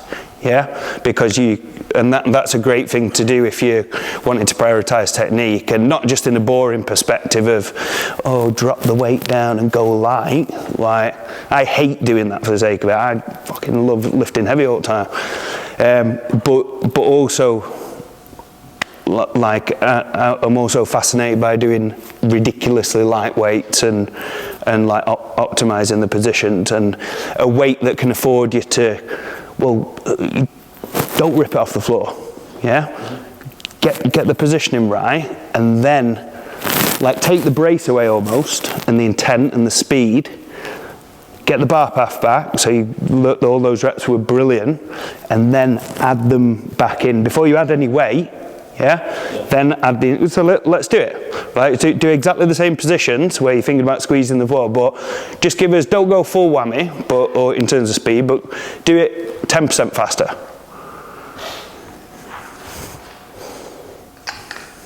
Yeah, easy. That's good. Nice. Yeah, and then you just think, you look at your video and you think, oh yeah, 3 reps are the same there, right, let's go another 10%, right, back up to 100%, boom, feels great, timing's great, let's bang some plates on, yeah? Cool. Let's come back over to the board, and let's talk about the slack out of the bar, know roughly the concept of it, yeah? And it's just brilliant because it's going to make sure that you're in a great position as you break it off the floor. So that's something that I'm a massive advocate of in my own training in like, say, an off-season phase, yeah? But when I come to comp season, I'm just going to be fucking trying to snap that bar off the floor, because I know that if I personally playing to my strengths in this position here, like, I'm disproportionately strong from here upwards, but like sometimes breaking 50% off the floor for me like feels really, really difficult, to the point where I might fail. So I'll try and like literally snap it off the floor, and sometimes that's the only way I can lift it. And even to the point where, you know, where you see people almost look reckless, where they'll like, say, you can imagine it with a deadlift bar, and they'll like yank on a bar like that. So, like sometimes, like I'll go to that like, it's not something I encourage other people to do, but I just know my strengths. Like, and I have a theory on it, especially with the deadlift bar, that I've never talked to anybody about really. Well, I haven't done any videos on, but basically the theory is, especially with the deadlift bar, you see some people and they can't really explain it, because logically you should pull the slack out. Is like, you get like an oscillation. Is it oscillation? Is that the word? It's like a weightlifting bar. You know, when somebody's doing a jerk. I don't know if you've ever heard of this or not, but if you do like a jerk or a push press with the weightlifting bar, the weightlifters will use the oscillation of the bar. So basically, they'll be going down, and as they go down, the bar bends like that, and then as it goes, and then the time in it, so as it goes up, they're starting to drive up. So they're using almost the bounce of that. So you can create. So when you're yanking it at the floor, that's my kind of interpretation of it. You're almost creating a bit of oscillation on the bar that you're not in a good position. You're a bit like at all, but that can, like if you've got like a real weak sticking point, like say myself, like on the floor, I actually feel stronger at a slight deficit, or like 15 inch and above, like the bit in the middle, like I feel disproportionately weak at. But if I can almost create that little bit of like bend at the bar, and almost like you can almost create like a little bit of momentum. I can't really put it into words, but I can definitely feel it. So yeah, that's my theory. It doesn't work as well on like say axle bars and stuff, but yeah, the point is to your question, it depends. Like I think definitely for off season, for most people, like deliberate pulling the slack out of the bar pulls are going to give you a big return, because most people are going to be strong like that. Well, say a lot of people are going to be stronger like that, but even if you go to like say the technique that I've just mentioned, it's going to be definitely be better for building that. Even if you're stronger at better at displaying your strength in it with a different technique, it's going to be brilliant for building that base strength anyway. Yeah. So that can be one of the programming scenarios anyway. So the other programming scenario, go on, sorry. Where do you stand on deficits in training? I know your one was on about improving from the floor. Yeah. Do you recommend deficit pulls and stuff? Yeah, I think they're really good deficit pulls. Yeah, I personally use deficit pulls. And again, this like just shout out if you don't understand what I'm getting at here, because this is again against what a lot of people think. But like I've had some decent success with people using deficit pulls who struggle with a lockout. You know, people who get to here and they get stuck and they either have to go to a hitch or whatever. So you using the deficit pull, because essentially you're creating like a subtly harder start position, so you're having to get stronger, because basically a lot of people, you know, people who fail here, like me to be honest, I'll fail here, and a lot of people think, oh, we'll strengthen the lockout, yeah, because it's logical, I need to get better at this position here. But the reason why I'm missing a deadlift here, exactly, yeah, I've lost the strength further down. I've been a big fan of pulling. I mean, I've never had one in height comps, I've never trained it, but I see people training in height all the time, and I'm a big believer that at least from the floor or not deeper, it's going to even help you at height. Definitely, and like, because a lot of people, they'll fail in this position here, and then they'll go and do like a block pull, and then they'll go and do like a block pull or rack pull, but they'll be there. Yeah. They'll strengthen it and they'll be like, oh yeah, I can lift loads of weight or whatever. But like the only way that you're going to strengthen this position here, if you're doing like a rack pull, is if you fucking set up like that. And do you see anybody setting up like that purposely to strengthen that position? No. So the other option is, which like I believe more people get success out of, like you're exactly right, is the reason why people miss up here, people like me, is because they're actually weak at breaking the weight off the floor. If I break the weight off the floor in this position here, I can lock out a piece of piss. It makes more sense. Yeah. It makes sense to me, strengthening the whole lift. Yeah, it's like what you're saying. Yeah, I bet that. Like imagine you fail. Like where do you fail? Well, just below your knee, and I bet you like back positions like quite like that. Is it? You're not failing like that. Yeah. So, yeah, interesting. So yeah, and I actually think the like for you, like actually strengthening a little bit further up and actually doing some like setting up in the position that you like around that you're failing and get better at creating tension there and stuff will be, and actually potentially like you're doing it for strongman, aren't you? Not powerlifting, yeah. Yeah, I'm like based off what you said before, potentially learning how to get more confidence and strength with, like, what say rounded backs, people get offended, but like, say with your, imagine your shoulder blades a little bit further apart and your arms longer, Like you learning how to exaggerate that position. So notice I can make my arms longer there by protracting my shoulder blades without. It's always been a case of keeping them back. Exactly, and that makes sense to me why you're failing at that position, because you're failing in this PT school deadlift position, which is good in that context for people who aren't competing and stuff. But if you're wanting to push the envelope a little bit, and then I feel like you'll be able to lift a little bit more doing that. Yeah, and but the main point here I'm highlighting, look at my lower back. I'm not saying round at your lower back. I'm not saying be reckless with the bar path. I'm actually saying the complete opposite. I'm just saying that, like, learn how to disconnect this like kind of lumbar region from your thoracic and your, say basically your upper back and your lower back, and see if we can actually get a range of motion benefit from, see if we can keep this completely fixed, but instead of being there, you're probably there. Yeah.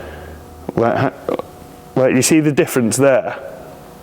Just by without moving my lower back, yeah? So I think that'd be a thing to play with for you. And in terms of programming, like logically it makes sense to you and you're excited you want to go and try that, but if you put some, like, say reasonable weights on, say you went up to like 75% of your max or whatever, your body's going to be too scared to go into that position. Yeah? Does that make sense?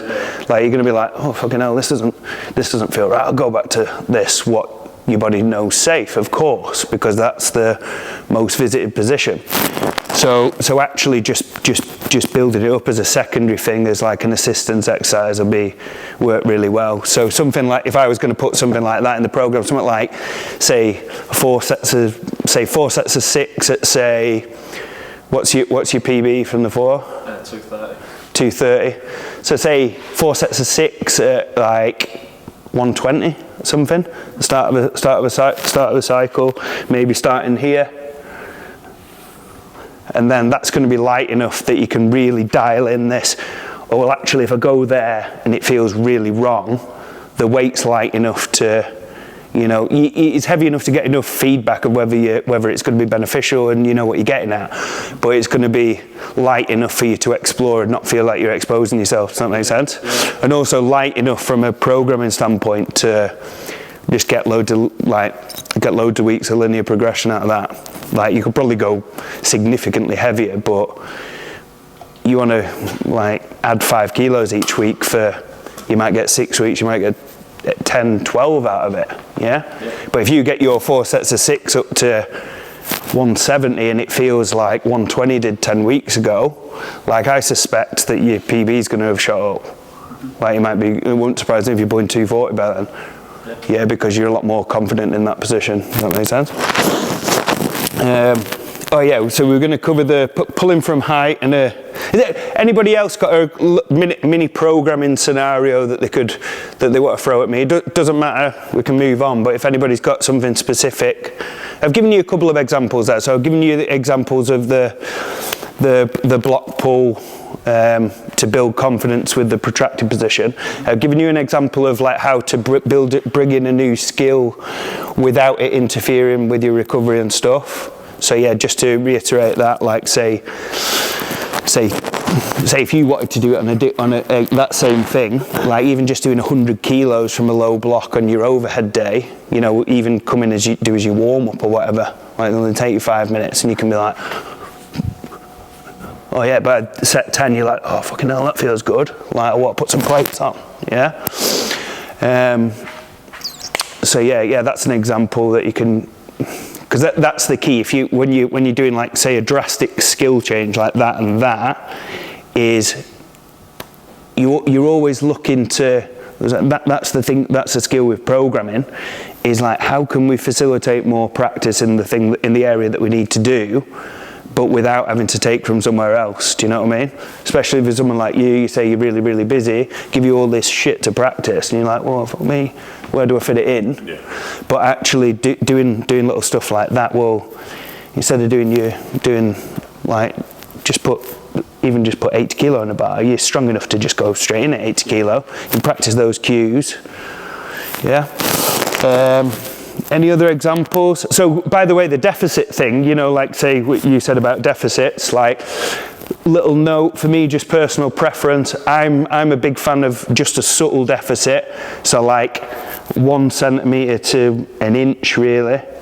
You see people doing like 3-inch deficits, and they're just cool, but I just find it just significantly changes the pull.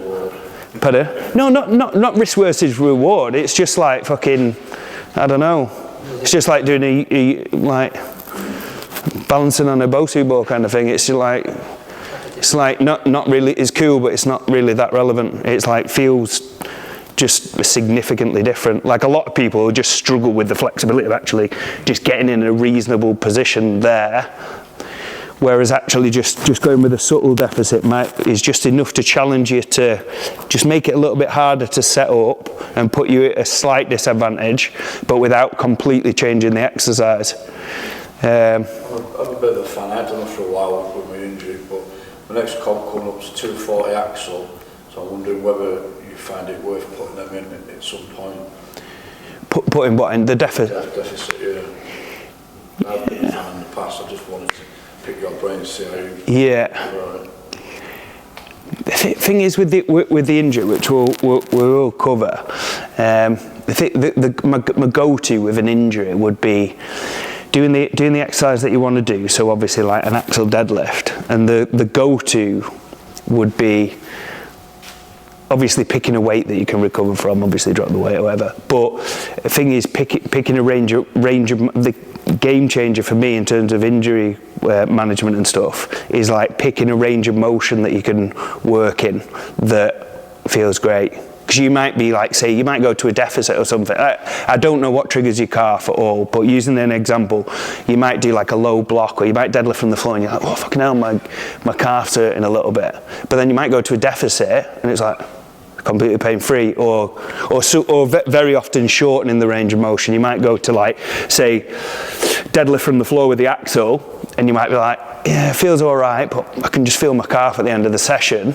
Whereas you might just find going to like a low block, like 11-inch or 12-inch, you might think, fucking hell, this feels hard. My calf doesn't hurt. I think that's pretty much where I'm at, because I stopped my deads and my heavy deads and squats because it was in the bottom. That's what. So, like, future reference. Try low block pull and try box squat instead of squatting. Yeah. And you'd be like, oh my God, like, it wouldn't surprise me if you're just like, oh my God, I'm not in pain, don't hurt. And the crazy thing is with stuff like that, when you find a range of motion to work in, like if you're anything like me, I do this stuff because I just love the feeling of going heavy and pushing myself with the weights and stuff. And sometimes when you're injured, like you automatically think that, like say, oh, I've got to go light. Or if I'm training for 240, but I can only train with 100 kilos, 120 or whatever. But you might be able to do like, say, I don't know, you might be able to do 5 sets of 3 at 200 from a low block that you feel like, shit, I'm working hard, but you can recover and you're like, I feel zero at my calf, yeah? And it's quite shocking sometimes that it might just be in a certain range of motion that your injury triggers. That is the case. So if you protect it, if you protect it and just, well, what happens if you don't go to that range? Like, what about the other 3/4 of the range? Still working. 100% pain-free. Yeah. Load it up. Yeah. You can load it up. I've only been back deadlifting twice, 2 weeks now. I had about 4 weeks off of not doing it, just doing it. I've just done my second session back on deads. Yeah. I'm keeping it light. The injury, the pain's gone. Yeah. I know that there's a problem there, so I'm building that up elsewhere. Yeah. I did cross my mind about just pulling from high, just to stay away. I imagine it'll be a game changer. And if you go to it and you're like, oh, I still feel it a bit, go shorter. Yeah. And it could be like, if it's something significant, it might be, you might have to, like, I've had people that felt like, oh, I can't lift, and then I get them to come in, and they've had to go, no, still in pain. Oh, I'm pain-free, completely pain-free. I'm like, great, let's add a little bit of weight. And they manage to go ridiculously heavy, feeling perfectly safe, and they're not exposing themselves. And you can kind of do, you kind of do that on every exercise. I've done that recently on deadlift with, like, I've been at the point for quite a few months where, like, the start position from a 9-inch deadlift, like literally say 120 kilos, I've failed sometimes because I just feel like I'm being shot in my glutes. Whereas like recently because I haven't had it in a comp recently, but I've had like heavy farmers and whatever, I've actually just been doing farmers. I found like a variation of farmers deadlift just below the knee, completely pain-free. So I've been like doubling down on that, and I've been like really pushing that, and I've gone from like, and then it's carried over brilliantly. Like I went from like struggling with 130 each hand I was struggling to pick up, and then I think the last session of the thing I did like something like 125 for a set of 20. So it was like essentially like almost like a 250 trap bar deadlift for like 20 reps basically. And then I've gone back to like say piss around with my deadlift in the suit, and from the benefit of not going into the triggered injured position and actually getting myself recovered as out, like obviously it's not better than being uninjured and getting a proper training phase in, but that has been more beneficial than the previous approach that I've done for quite a few years. Has been like stick with the variation, and because that was my first thing with the deadlift injury, was like drop the weight back, drop the weight back, drop the weight back, drop the weight back. And some days it was like 70 kilos. It was like literally a 25 each side. And I'm like, feel good. Go to deadlift start position, and I'm just in agony in that position. Whereas like I feel like I've missed a lot of training time, or months of training time, whereas I could have probably gone from say somewhere between 15 and 12 inch and actually got like a good heavy stimulus in consistently and recovered. So like magically I've gone to, so for me that deadlift injury or whatever, so then that had effect on like say stone pickups and sandbag pickups, and it was to the point where I used to be good at like decent at stones, and I've like struggled with, I don't know, like 80 kilos is just triggering me there. But backing off and doing this phase of, I found the farmer's deadlift for instance, that oh shit, well I can work hard and did like an 8-week progression on it, just getting stronger, like, and then I've gone back and did stones last night, and like for the first time I'm like put my tachy on to like 100, and I'm like literally do not know whether I can lift it because I'm thinking of this injury, and it just feels unbelievable. And like yeah, managed to go heavier than that, and so yeah, we'll cover a little bit on that. But the injury prevention thing, that's a game changer for. In fact, we'll just talk about it now. I want everybody to give us an example of, like, say an injury that you have to manage, something that you may not even share with anybody else, right? Because like I've got a few little, like literally every part of my body I can imagine something that I've had to manage over the course of the training years, and 99% of the time, like I've tuned in to what it is, and 99% of the time I've been able to alter and peel back stuff and change stuff over in the programming that's prevented it getting to something worse. So has anybody got an example of something like a niggle? I'm not talking like say you've dropped something on your foot and your foot smashed up, like a little niggle that's. I think mine's my left shoulder. Your left shoulder. So how does it present itself? I did not this comp, just gone, the last comp. Yeah. When I did log, same gym, on the floor, but I've been training from like higher pads. Yeah. So. At what position does it hurt? It's on the press. So I think someone mentioned it. Like, so your right's up here, and you're struggling with your left. So it's more of a. So is it the left one that's? It's there. Yeah. Obviously, I'm right-handed, and left generally is weaker sometimes. So I've been told. So I've just been trying to like improve like a bit of flexibility because I'm not not got flexibility at all. Yeah, that's what a lot of people say, like flexibility, stretch, whatever. I think But a lot of it's... you know, not overcompensate more with my right than my left. Try and balance. Seeing your log the other day. I have worked on it, so hopefully. Yeah. But see, what I think is going to be, just from, because I have a bit of insight into your log the other day, right, and just seeing your demo then, and you say your left side lagging behind, what I noticed with your log the other day was, which we'll go on to in the next section, was the bar path, right, is ever so slightly forward. So if you've got one side that's lagging, but not only lagging, right, I'll show you. So can you see it with the camera? Right, you put there, you push up into my hand, there, right, and you feel really strong. I'm listening. Oh, well.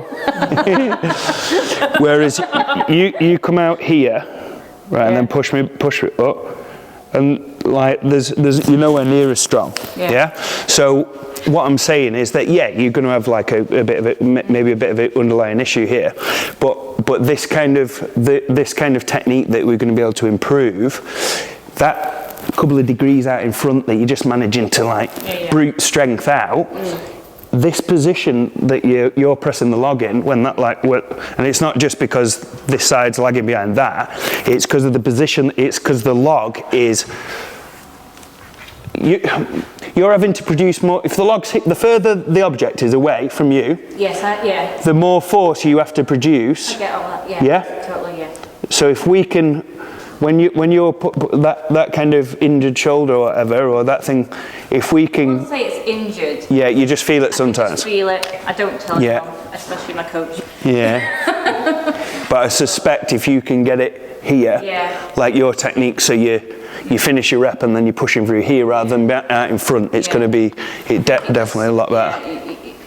Especially on log. I have been trying to work on it. Yeah. I do think, because on my novice did it, I got 2 reps, and then I got, I think it was 11. They didn't give me the 12th one. I felt it. Watching it back. But so I have improved, but I know that. And it's not it's all right on axle and barbell, is it, or not as bad? I didn't feel it on the log. I just sometimes I can just. It's stupid stuff like if you turn in bed and you're lying on your shoulders. You're just like, oh, but it's never been an actual injury. It's just more you're just aware it's there, and I think sometimes I just think my right might be slightly stronger than my left. So just try and improve that niggle. So if that was me, like that's happened countless times over the course of the years, and then very often for me that's like a good indicator to change up the stimulus a little bit. So maybe even if I've got log coming up from a comp, but I feel like I'm banging my head against a wall trying to force progression and I'm struggling to recover on one side, am I going to get a better benefit from just going to axle for a couple of sessions? And actually, if I can push press or jerk. That's been in my program. But I mean, doing more of the stuff that isn't giving you any symptoms whatsoever. It's going back to that scenario what I've just said about the deadlift. It's hard to peel away from away from the specifics of what I'm supposed to be doing for the comp. But sometimes it can be worth it. It can be like, if I'm banging my head against the wall on that variation, but I can go to this one and work significantly harder, like say go to a barbell for instance. I've done it recently. I had Viking press at last comp, or Viking jerk, and I was just finding it significantly harder to recover from my knees and like my elbow on the eccentric than doing barbell. And I don't usually do the barbell. That's probably one of the things I usually do, log or axe or whatever. But for some reason I was going for barbell and I was repping from the shoulders, and I was just like able to go really, really heavy, like really high percentages, and recover, and felt great. So I just kind of doubled down on that and kept in the specificity of doing the Viking press, so I felt confident with the positions, but I kind of forced my kind of, like say neural progression or whatever, driving it through a thing that was actually just a lot friendlier for me to recover from. And then I went to the thing on the day and like it felt good. But stop me from training. No. Like that, but yeah. Sometimes I might just make an excuse like, oh, I've got a little bit left, you know. Yeah. It's tough, and it's good to talk about because, like, especially like with those guys who compete, like, it's a very real thing. Like, we're always, if you're pushing the envelope, like, or really pushing yourself, or you're in that mindset where you will go for that extra rep, even if it's going to be a little bit out of position, then the likelihood is, because you push yourself, the likelihood is that you're going to be carrying something. And the thing is, it's very easy to, if you're anything like me, right? I've got when I turn up to the gym, I've got no problem working hard. Like, if you set something to do or whatever, like, that can actually be a real problem. Is actually, you know, like, well, it's never going to stop me. I'll just push through. Yeah. Yeah? Do you ever feel like that? Yeah. But you just feel like, yeah, exactly. Oh, my knee's hurting a bit. Oh, but I'm just going to push through. Yeah, or my calf's hurt. Take it. Heat on it. Yeah, exactly. Like, oh, just have an ibuprofen or whatever. Like. Exactly. That's what I'm saying. But like, coming from me, like, there's nobody who's fucking like. Honestly, like, I'm so determined. Like I'll just ignore it. Like, when it comes to comp, I'll just push through. But a lot of the time, it's like detaching that emotion from it and being logical with it. And actually, that exact scenario, and just think, well, instead of like, are you actually getting much out of pushing through and ignoring your shoulder niggle when you could just do a different variation and get some good. That's been the hardest thing for me with, like, say, a deadlift injury that I've got with I've got, like, I've been referred for a scan. I've got, like, a growth on hip, like a bony structure or something that's come up on an X-ray. So I've got something that is just triggering in the deadlift start position. But for months and months, I'm just like pushing through. That mindset of, I'm just going to push through. It doesn't matter that it fucking hurts. Like, just push through. I'll just get more hyped. And then look at the data. Look at what I've lifted. I've just got worse. And I've just, like, that threshold's gone down, but as soon as I've changed the stimulus up, I've just, like, sacked it off completely, but gone to something similar that I'm actually able to get stronger on. Like, that's an example of something for me. And usually there's something where it can be a hell of a lot closer to the, you know, even like just like my go-to would be, like, say if I've got log, but sometimes, like, say, oh, this right shoulder's hurting in the rack on the dip, just changing the log, go to, like, say from 12-inch log to 11-inch log at the gym. I'm like, fuck me, I'm completely pain-free. Like, I've got the voice in my head that's like, my comp's 12-inch log or whatever, but that pain-free training is very often going to allow you to, well, go in, doing a good little strength phase or progression on that. Is that going to give you a better return than pushing through on the specific thing? Yeah. So a thing that in my head, like an overall thing, is like, and a skill that you can develop is like being, like, kind of mercurial, being like just like I always think that, like, if I, like, people at my gym, like, if they got their arm chopped off at the weekend, like, I'd still expect them training the next week, kind of thing. Like, not to be hardcore, but actually because there's always something that we can do. Right, well, I'll make sure the safety bar's set up for you, and I'll load some plates, and then we can do, seriously. Yeah. And just because I know, like, and again, context is key. Like, like, in my head here, I'm talking to athletes, like people who are wanting to compete and get, obviously, you're competing, but also you're fucking committed to getting better. Like, you're paying this to come on a Saturday morning, like, you're invested in it, yeah? So actually using skills like that is, like, massively beneficial. Like, what other kind of injuries, and put me on the spot and I'll give you an example of what I'd say. Right, what from sandbag to shoulder? Stearns as well, I found that from real bad. Cool. So, like first thing would be, the first protocol with like an injury kind of thing, can we optimize technique first? Because sometimes we'll be able to just optimize technique and it'll be like, oh fuck me, like it doesn't hurt anymore. So like really common things on the loading events is like say people like say slight bend at their elbow and lifting with the arms kind of thing. You know, squeezing to produce tension there on the sandbag or whatever. Whereas the thing that I find works well as a cue is like, imagine your shoulder to your wrist are like pieces of string with hooks on the end, and you're just trying to hook under. Or a thing that I imagine sometimes when I'm doing, like say sandbag, would be like, say, imagine I've got like a plaster cast over my elbow, like that, and it's locked, so it can't move, and I'm lifting there, boom, like there, rather than you see people going boom like that.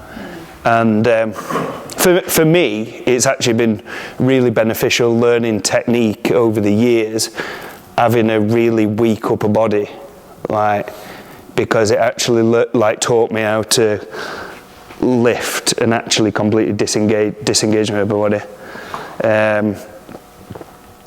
Yeah, so that'd be a thing. It would be, and it's going back to like say the weightlifting principles. Like that's why I think everybody should learn, at least understand the basics of weightlifting. Because you watch a weightlifter doing like pulls or say a clean or a snatch or whatever, and look at. They're doing it efficiently, but they're not necessarily strong in to clean or snatch. You don't have to necessarily be that strong in your upper body. And you look at what the weightlifters are doing. They play to the strengths. Like their arms are completely straight until they've hit extension. Yeah. Whereas you see strongman, power clean, log clean, sandbag, and you see that bend at the elbow. Because people are trying to use this, because you're thinking in your head that logically you go like that and you do feel stronger, but it's not doing much for you. Like you're going to be able to lift more load generally and safer if you learn how to just like this. Just look at the 5 tenths in your tricep, that takes off. Perfect. Yeah, exactly. Yeah, it's just a variation of that same cue. Yeah, it's keeping this elbow fixed. Yeah. So basically, you're taking the elbow flexion out of the equation. So then you're having to learn. You're constraining yourself to learn. Well, what should I be doing then? Like, how can I connect that thing that I'm lifting to the bit of me that's powerful, which is going to be your lower body, usually. Yeah. Would you do straight till you got it here then? Again, and this is I practice it like a weightlifter, but it's like, in fact, I've brought the little sandbag actually. Did I bring it by the door? You can you see if there's a black sandbag by the door? And if there is, then just bring it in. I'll show you with this, because I brought a really light sandbag and I can demonstrate this. So great question, yeah? Because a lot of people get biceps fried by either bending from the floor, yeah? Or they do it straight, they use the legs and then they kind of get near extension and then they pull it in and they row it up with their upper body, yeah? So I'll show you with this. So you'll see like... Just a lot. So straight away, I go bend at the elbow there, and that just hurt straight away. Whereas I go like that, and almost like you say, tense your tricep, and almost using a thing that I don't often see people use is almost like using the wrist a bit flex there to create like a bit of almost like a shovel, if you will. So instead of there, I'm going like here.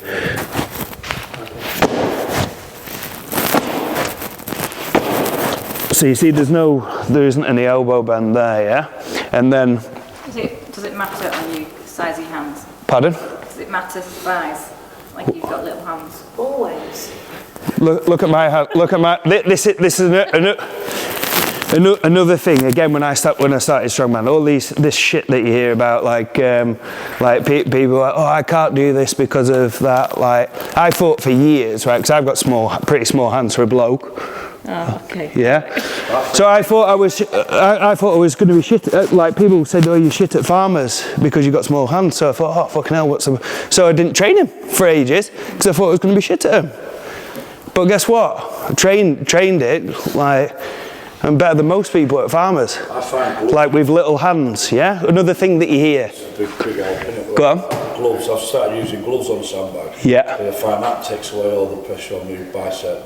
I did stones last night and I was told not to use tacky as much as I can. Yeah. But then I watched the video and basically said use tacky because you're not trying to train your bicep. Yeah. I'm trying now to tacky it up, try and save that. 100%. Yeah, 100%. Honestly, like, people, in my opinion, especially if people moaning about sore elbows and shit, like, just use your tacky straight away. Use your tacky for 60 kilo. Yeah, so you're not trying to train that, are you? Well, you're actually going opposite. You're actually going the other way. Yeah. You're actually saying, right, well, how can I use this as minimally as possible? Yeah, you know, like people that's another kind of anti-cue that I'm against. If people say, oh, big squeeze on the stone, fuck that. Save your energy for when you need it. Like, actually, I'm thinking when I'm connecting to a stone, I'm thinking chill. I'm just thinking, right, get my tacky right. So all I need to do is just let my arm flop onto that. And it stuck to it. I'm not squeezing that stone. Or like, as I'm getting better with my tacky, like I'm actually actively keep going back to keep my arms relaxed. So then when I need it for like the extension, then I can really squeeze that stone in to keep it. Yeah, 100%. But it's like. It's an aid, not a cheat. The thing is with the tacky versus non-tacky stones, like it's a completely different exercise. Like as in completely different, and it is, yeah. Why wouldn't you train? So just fucking use tacky. I can't believe how. You don't want to be learning the skill of like, oh, I trained tackless, I've got up to whatever tackless or whatever. Nobody cares. Like, what do you do at your comp? And then, oh, fucked up, my tacky didn't stick, or it slipped on the. Well, yeah, because you haven't practiced using tacky. You haven't got the right blend, the right setup. You're using your tacky, and then you're fucking yourself by still squeezing off the. You don't need to squeeze off the floor now because you can use your tacky, and then you're absolutely blowing when you get to this point. Yeah, so yeah, again, specificity. And if you're getting a little bit of elbow trigger or bicep tendon to whatever, take the grip out of the equation as much as you can. Yeah. With that, and I'm not saying don't get stronger over time, like say don't get stronger, but if you've got like say tendonitis, tendinopathy or whatever, like it's inflammation, so you need to chill out on it. Still get strong by doing hammer curls, can't you? You can, but I'd say probably let the inflammation go first. But what I'm saying is if you use the skills of actually, or what I've done, and I always say what I've done because I'm not prescribing it to you. Yeah, I'm not saying, like, everybody's different, I don't know you well enough, but I'm just thinking all these different scenarios, I've done them, and like, I've been like, oh my God, my biceps feel like they're gonna rip, but I'm meant to do stones tonight. And then I've gone to stones and I've been like, it's just made me more diligent and more, right, the tacky needs to be perfect. I need to be thinking about keeping my triceps extended, because if I'm just lazy and go and focus on lifting the heaviest stone possible and I just go boom, like that, I get it wrong, I'm going to injure myself. So I'm like, right, slow, deliberate, boom, boom, boom, yeah? And actually some of these times where I've had like these little injuries or niggles or things that you've got to manage, can actually be a really good technique reinforcement drill. Yeah? It has actually helped me too, because it's made me get lighter as well, so it's been perfect, exactly. I've had it like, say, on deadlift. I'm like, oh, my back's fucked from stones or whatever. I mean, like, oh, I can't even get my socks on in the morning without being in pain. But then I've gone to deadlift, and yeah, the loads had to come back a little bit, but I've been like, oh shit, you can really feel it if you bar path slightly forward, yeah, in your warm-up set. It's like, oh god, my back.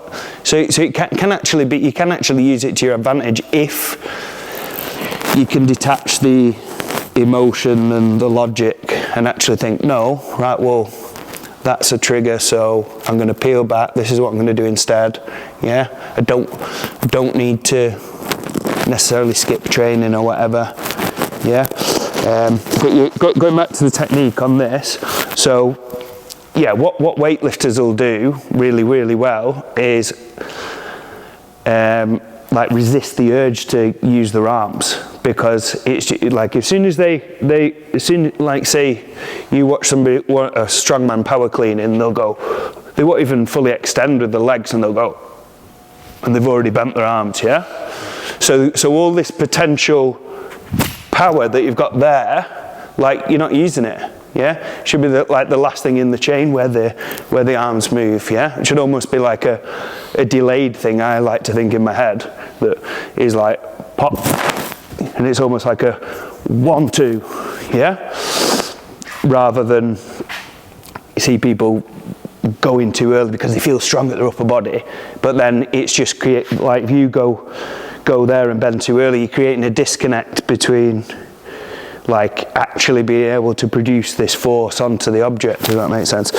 So going back to what you were saying before, like if we got this right, this feeling good, and the arms there, and you're lifting up to here, but then you like saying, what do you do at this bit, then do you bring it in? I don't personally, like I go keep this long and then aim to like extend with the legs, and then usually that'll be, depending on the weight, it'll pop it up enough to be able to reposition my hands. Like I don't pull up with my arms at all, so like here to like that. But if it gets heavier, like basically what we're doing is, instead of as it gets heavier pulling with the arms more, like actually just dropping under more with your lower body. So arms long. That was a bit of an exaggeration, but like that, yeah, or from the side. Like I'm not pulling with my arms there at all, yeah. And then even as you go to shoulder, like I haven't used my arms yet. And then here, like you can't do it in slow-mo like Olympic lifts, but like, yeah, go here and look at my ankles, knees and hips. My arms are just attaching and keeping it in close. Like it's just the legs going up. These arms are just attaching. If anything with the upper body, almost think of it like if you've done like, say a seated row, for instance, a cable row, and you're feeling like trying to get your upper back engaged, your shoulder blades and stuff, like I try and think of that, almost think of it like a bear hug, where I'm focusing on creating the tension with that kind of middle back area, if you will, rather than squeezing, yeah? Because positionally it might look the same, but here I'm squeezing with the arms, and not only does it feel really, really hard to produce any significant force, elbows starting to hurt, but as I go here, I feel really tight there. I'm just squeezing my shoulder blades together, and that's keeping this close to, because that's the role of what you're doing with your arms and your upper body on the loading events, is you're actually just keeping them as close to your center line as possible to keep connected to the bit that's creating the magic, which is in terms of movement, which is the lower body. And another thing is, we'll go a different order on this, but yeah, so on the loading, another pointer that I'll write up on the board in a minute would be a thing that I found is another thing that you hear is like people say with stones, get it high. Yeah, I don't like that whatsoever. I prefer keeping it low. Felt low. Yeah, definitely. Surprised me at that last competition, we'd always train to shoulder because in the gym we did. Yeah. Like that's just what good height wise. It's just really, really different. Yeah. Good. Yeah, cool. Balance it on. It's not even like Well, I got taught when Joe did that. You might have taught him like hitching it to. Ah, yeah. I was trying to get it to shoulder now. Like I said, it's much more happy. Yeah.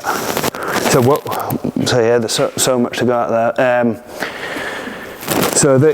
Going back to the point that I just said, and I'll come back to that, would be like, say, imagine this is a stone or a sandbag, but imagine it's a stone, and what the big error that we see on stones, and we can have a go at stones in a bit if we want, is people say, and like when I started, this is all I heard was like, oh, get it high on your chest, like, because the logic is that it's higher because then you're loading then you've got less height for it to go. But the further this object is away from your pelvis, like this is like a moment arm, or we'll just call it like a lever, yeah. And it's the closer it is to the bit that's like producing the force, the easier it's going to be to have an effect on that. And a way to explain it is like, has anybody ever done Zercher squats heavy or not?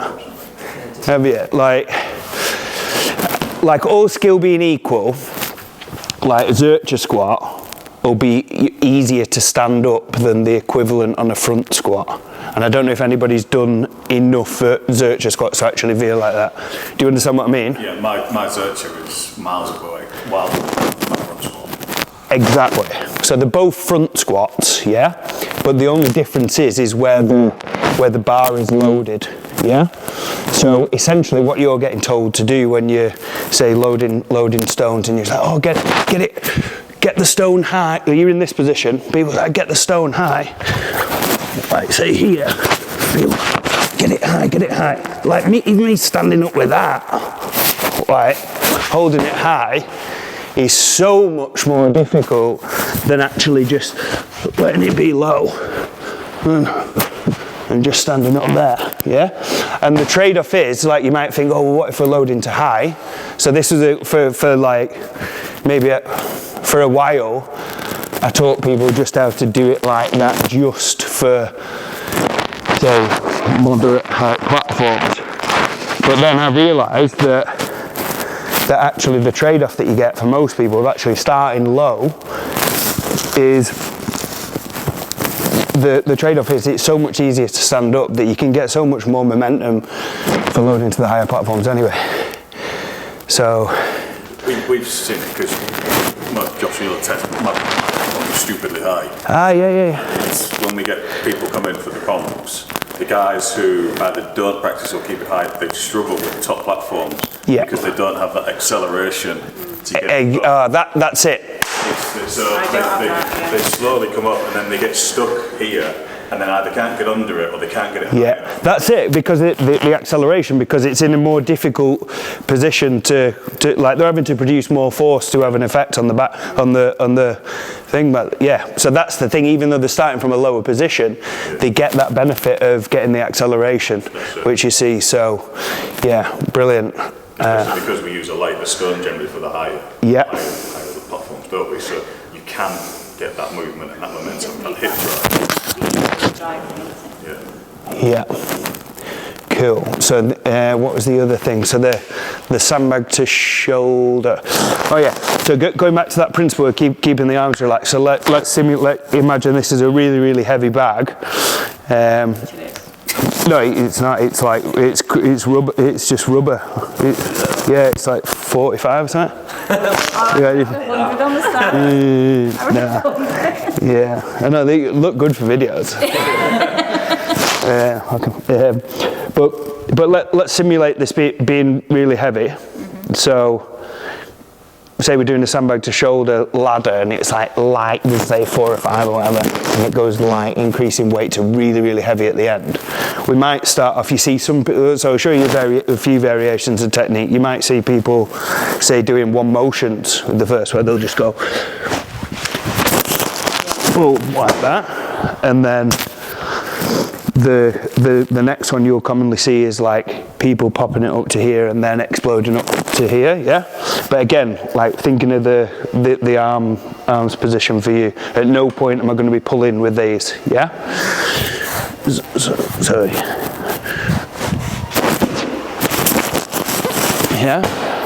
So actually you can see that little pop at that middle bit, that's actually where, that's what you're trying to create, going back to the weightlifting thing, is with the weightlifting thing, there's this, after you've hit full extension with the legs, what you're trying to create with any object that you're lifting, in weightlifting obviously it's a barbell, is creating weightlessness, which means that there's like a moment where the bar is neither going up nor down. So it's like, it doesn't matter if it's 50 kilos on the bar, 120 or whatever, there's that split second where if you hit full extension, you can maneuver yourself away and it feels like 0. Yeah? So imagine that concept here with this sandbag, and you can see it as I pop it up here, and there's a moment where it weighs 0. And where it weighs 0, that's where I just completely let go of it. And then I reposition the hands, yeah? So just watch. Yeah? You can see pop, and it's like stopping there. And then as it's stopping, I'm maneuvering myself. Basically, when it's weightless, you're maneuvering yourself around the object into a better position, yeah? Like that. The advantage is that if you can hit weightlessness on the different lifts, another advantage is you can actually get a breath as well, which a lot of people don't think about. So it's like when I'm popping it up there and then re-gripping, just as I've hit that full extension, I'm going, yeah, I'm retaking my breath. So then I've re-gripped it here, I've had a little rest because it weighed 0 for a split second, and I've reset my breath, yeah? And because you hit an extension and it's also quick, it's so much more efficient and less energy taxing than, say, your mate who's like wrestling it up and then going like that, yeah? Not only is it longer time under tension, he's using less efficient muscle groups and stuff by using his arms, but also he's got no chance of taking a breath. He's actually having to brace harder to wrestle with it. So he's got it here, it's a split second behind you, and it's a lot less efficient. So using that principle, let's move on to the next progression. So imagine this is, you're a bit too fatigued or it's a bit too heavy you've re-gripped it here, but you're not confident you'll get it up to here in one, yeah? So what we could do here, so what I'd go to next would be, if I think that maybe I can get one more, but I'm not 100% confident of going straight to it, I'd just bail on it and I'd pop it up an extra time and then do it from there. So I'd go boom, boom, boom, like that, yeah? And you've probably seen people do that before, but looking through a different lens from what we've just learned, actually what we're doing, again, weightlifting, on that second pop here, again, because I've done another pop, I've got another breath, yeah? And so I've gone to my next breath here, so I'm actually feeling really strong, loads of energy in this position to go boom and finish it off, yeah? The big error that you see people doing is not being strategic enough to know they've done enough. And how often do you see, if you see sandbag to shoulder, very often thing that you'll see at comps, are people going, looking like an animal, and then they'll go like that, and then they'll fail out of nowhere, yeah? Because that's the thing with the shouldering, much like, say, if anybody's like maxed out any kind of Olympic lift, like say a power clean for instance you may have done, it's easy until you fail. Yeah? Because it's an explosive, the time and attention's really low. It feels like, how many snatches have you missed? And it's so frustrating because it feels easy. The weight feels light, but you just miss. Yeah? So it's about being strategic with it and thinking, even though it doesn't feel that hard, what's the likelihood of me maybe missing this next one? Because you go to the other technique and yeah, it's a little bit slower, but if you strategically go to that and actually plan to have that extra breath, it's so much easier. Yeah? You'll go da da da da da. And you can even chill in this position when you get confident. So if you look from the side here, again, same principles that I'm saying, like, should be aligned with mid-foot roughly in terms of rack. Like, that feels easy regardless of the weight, like, if you find that rack position. Yeah? I've done it with like 150 here, held it for 10 seconds, feels okay if you find that position. Yeah, no pressure on my arms. Yeah, it's finding that kind of rack position what you're comfortable with. And you see people on the sandbag to shoulder, they're just not comfortable when it's not easy. That's going to be a game changer for most people when it does come up in a comp. When it's not easy anymore, get comfortable in the position that's actually uncomfortable for most people, and you can do that just by strategically going there and spending a little bit more time. And you will get to the point where you might get so tired or going so heavy on the ladder that the one pop isn't enough, and then you might go to 2, you might go to 3, you might go to 4. Yeah, but what the advice that I give would be, make sure that you're deciding to go there rather than going for it and then failing, because this is the position where you're there because you haven't got your hands in a good position, and then you see people wrestling with it, and all that is just absolutely smoking you. Whereas actually strategically going boom, boom, boom, boom, boom. Yeah? I think I did that on the last rep just to get my last rep on the yoke, over the yoke. I was there but not quite there, but not. I knew I had like 10 seconds, so I just popped it to get over. Bro. Yeah. Don't just use it as a get out, like strategically. Yeah, emergency backup. Yeah, definitely use it. Yeah, so are there any more pointers on the sandbag loading? And we'll do, in fact, I'll just write down do you want to have a go at that? Just have a feel at that. It's only 45. I'm just going to write the notes for the loading bit, and we'll maybe have, if anybody wants to have a go at stones, we can.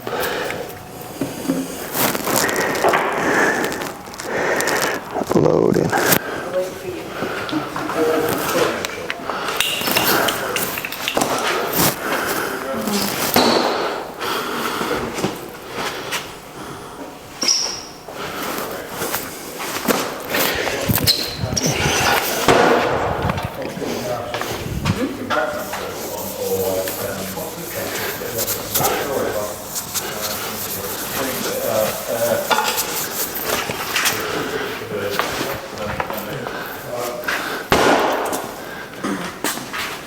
Is the camera still up? Yeah. Yeah. Now, right, so let's just, where'd she go? Oh, when she comes back. Right. So show you a little thing that to watch out for is, and another little kind of trick that you can do is, say for instance I'll go to my right shoulder, because like I feel stronger on this left arm, because what I'll do when I rotate that last one is I'll imagine that I'm uppercutting myself over the shoulder, if you will. Find that works well. So going here and then lock like that. Whereas you can see what Sarah did, what she was doing was she didn't quite make it. Yeah, that's what happens, right? If you go and fail, is you go like that, and my arm is in such a weak position there, such an inefficient position here, my left arm, yeah?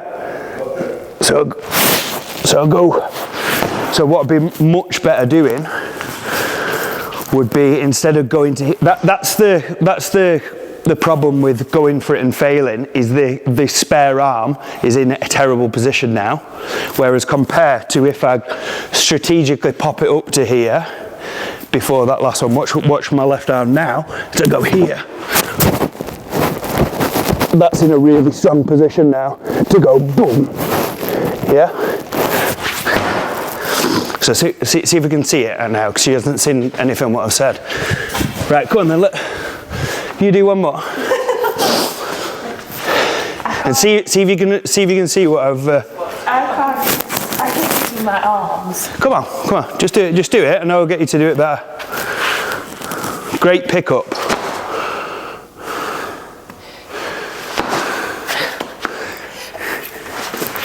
So that was really good, actually. That was really, really good. Did you hear what I said or not? No, I didn't. Twice, and my arm just naturally went under. That's what I pointed out when you were on that one before. You kind of went up to here and didn't quite get it, so your arm was stuck in this low, weak position there. Whereas what you did on that one was, I don't think you went to get it in one, did you? I had to have a real think before I came back to think.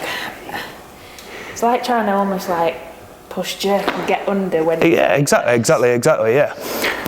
Yeah, so by the way, another great example there of actually just providing the environment, i.e. something that's light enough in this case, for her to work it out, yeah? I was going to give her a fancy cue and then fix it and be like, oh my God, you're amazing. But you've already done it just by thinking and doing something light enough that... So what I pointed out while you were away, it'll be interesting to watch this video back actually, when you went to the loo, was the one that you did before. In fact, I'll do it showing you.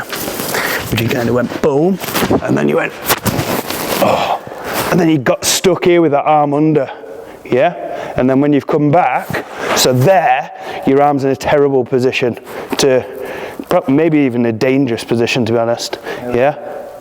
Yeah, that's where your elbows are hooked. So what you did, you went, yeah, exactly, you went dip and drive. Look at the arm position so much stronger, yeah? Dip and drive. And then save the arm under till the last possible one where you know you're going to get it. Do you know what I mean? Because that would be the last little thing to add in would be get it into the position where you're going to go. The next dip and drive is going to be where you finish it and get it to your shoulder, and that's where I drop the elbow and think about, after you've hit extension, dip and drive, uppercut yourself over the shoulder like that. So, boom, boom, boom. This one, like that. Yeah, just have another go. Yeah, just chill this time. Just strategically pop it up. Very good. And now pop and punch. Yeah, very good. Yeah. Nice. Do you have a go and see if you can?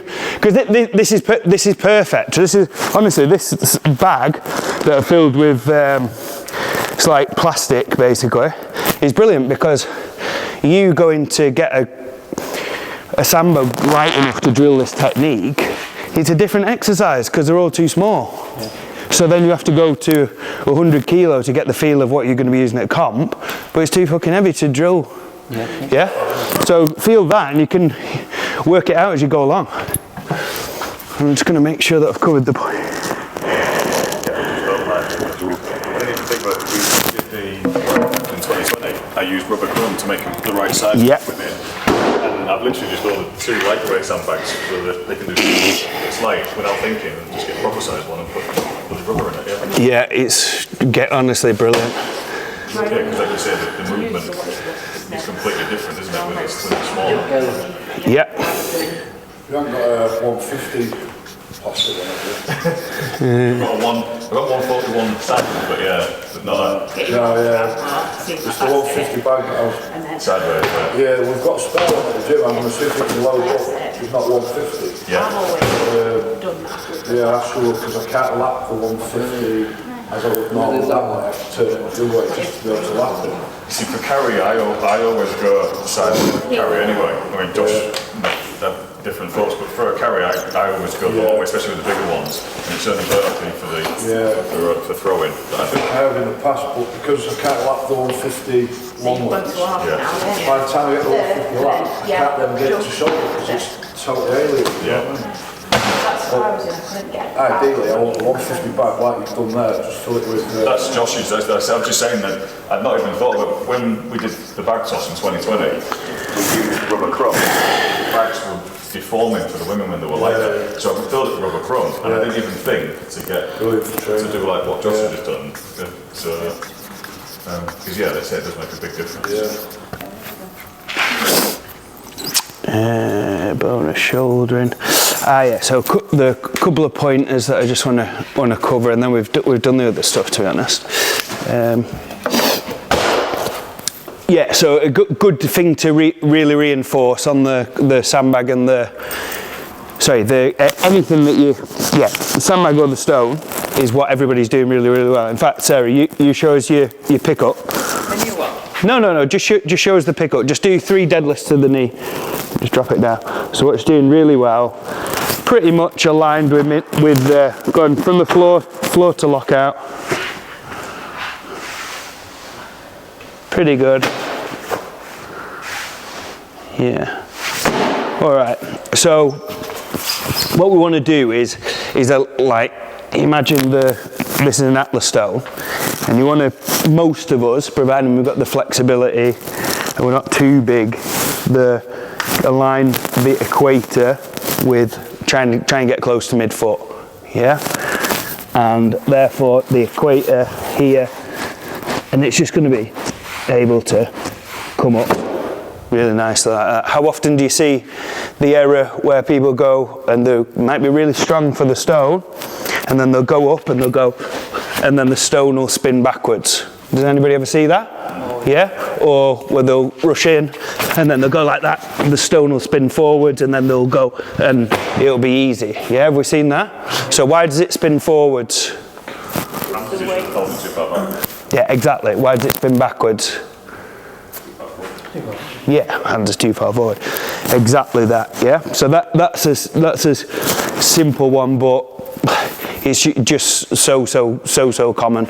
So if the stone's spinning, I suppose it sounds pretty obvious, but when that happens to you, like what I see a lot of people doing is they're getting so angry with it, and they go to this thing of like more brace, so go get more hyped and do it. Well, just chill. If it's spinning, your hands are in the wrong position. That is all. You've made a mistake. I mean, in terms of training, like don't get pissed off with it. Just think. It's this thing where I keep trying to reiterate of like getting the logic to overcome emotion. You've fucked up at training set. I shouldn't be failing that lift. Like, just readdress it. Oh, it's spinning. That must mean I need to move my hands further forward. Spinning forward. I need to move my other way around. Use that. Maybe. Do we have a volunteer to do stone? A light stone to demonstrate on it? Or it doesn't matter if you will just use the sandbag if nobody wants to do it. I would if no one else. Yeah, let's do it then. We'll demonstrate these 4 slides. Can the stones drop down, or do you drop them down to a mat? If it's only down. Yeah, well just use a light one, because I just want to so can we get the video from the side, John? A purposely, ridiculously light thing for her, so she can just have a bit of a play and work it out, Giving her a low platform, If she see her struggling with that, I'll just give her a regression. I'll give her a regression before I'll start giving her cues and stuff like that,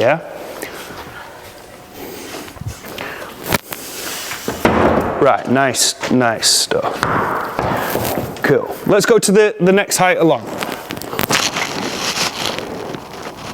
So raise your hand if you can see anything that you'd improve or any feedback that you'd give. Don't say anything, just raise your hand if you see anything that you feel like you could improve. At any point. Yeah, let's go next height. Just watch out for that stone as you drop it down. It should be all right on the load.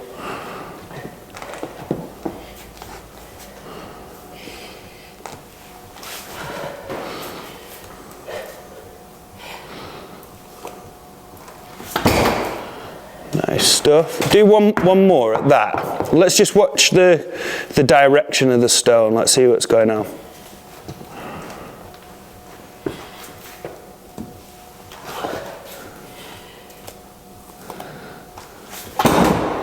Nice. Cool. So, do you want to go a bit heavier? Kind of. Yeah, don't say.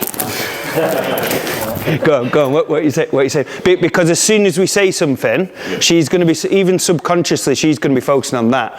Whereas, remember, what we're looking for here is we're looking for the, I'm not giving you like a begin, I don't want this to be like a beginner's introduction to strongman session where I give you like a load of generic things to go and practice. Like, I actually want you guys to be, fuck me, like there is a few things that we'd look to improve, but what's going to give us the biggest return on investment right now? Like, that's what we're looking for, instead of thinking, oh, that's not, yeah. So let's see.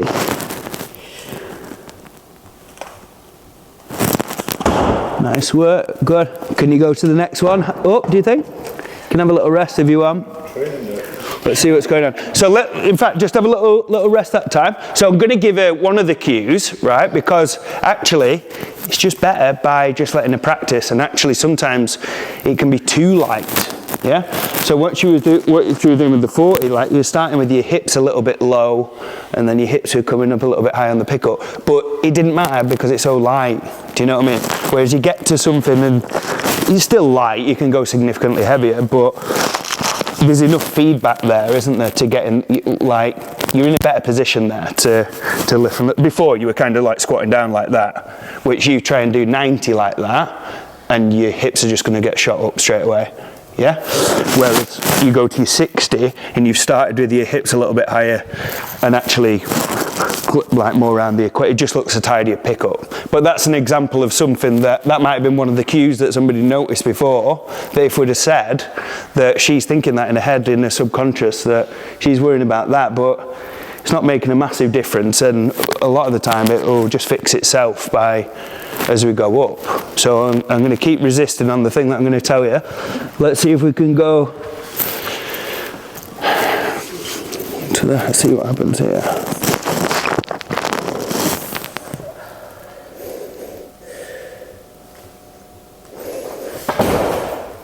It's pretty good. Right, good stuff. That'll do for me intervening. So yeah, that looks like maybe if that was to that platform, even though she looked really, really strong for the weight, it looked like she'd have probably failed that, because that was like that hit there. Even if you'd gone to here, it might have just been enough to make you fail. Does that make sense? Yeah. Yeah. So a big thing is, and this is a game changer. If you haven't seen me do videos on this before, honestly, this is the one massive thing to take away from loading. And it's in the, right, logically, what we're trying to do when we're lifting that to there is what people think of, right, well, the most efficient path from there to there is a straight line, isn't it? Yeah? But it's not the most efficient position to produce force onto that object and to have an effect. Like the most efficient lines to produce force on this object is, like, think weightlifting. Like, are you going to initiate your clean or your snatch letting the bar go out in front, or are you going to keep it close to that center line? Yeah, so that's what we want to do until we've with this stone, taking the weightlifting principle. We want to keep that stone, or the center of mass of that stone, as close to our center line until we've reached the desired height, i.e. here, like as in like here, before you push it forward. So instead of thinking there to there, I want you to think there to there, and then once it's here, think weightlifting. Once you've hit, say you hit here, you've hit full extension. Like what did we say before about what happens when you hit full extension? What do you create? The word. Weightlessness, we said, didn't we? Yeah. So there is a moment where that, as long as it's close to your centre line, is going to weigh 0 kilos essentially. Yeah. And that is the split second where you go boom and you push it forward. So instead of going on the diagonal, you go in there, and then when it's weightless here, boom, push it forward. Almost like a chest pass at netball. Yeah. Do you want to have a go? Yeah, that's the one that we did, didn't we? Yeah. So I want you to go vertical instead of, like before, what you were doing, you were kind of going forward there, and yeah, definitely. That's the thing. So I instantly taking that principle, I'd set up closer and see what we feel like. And just remember that last one. It was a bit sketchy. She was banging there. Yeah, you're not allowed to bang there. Come on. Yeah, if you bang in the corner of his platform, we'll take it down to here. Yeah, that's your kind of constraint in your head that you're thinking of. Yeah, straight line up and then in.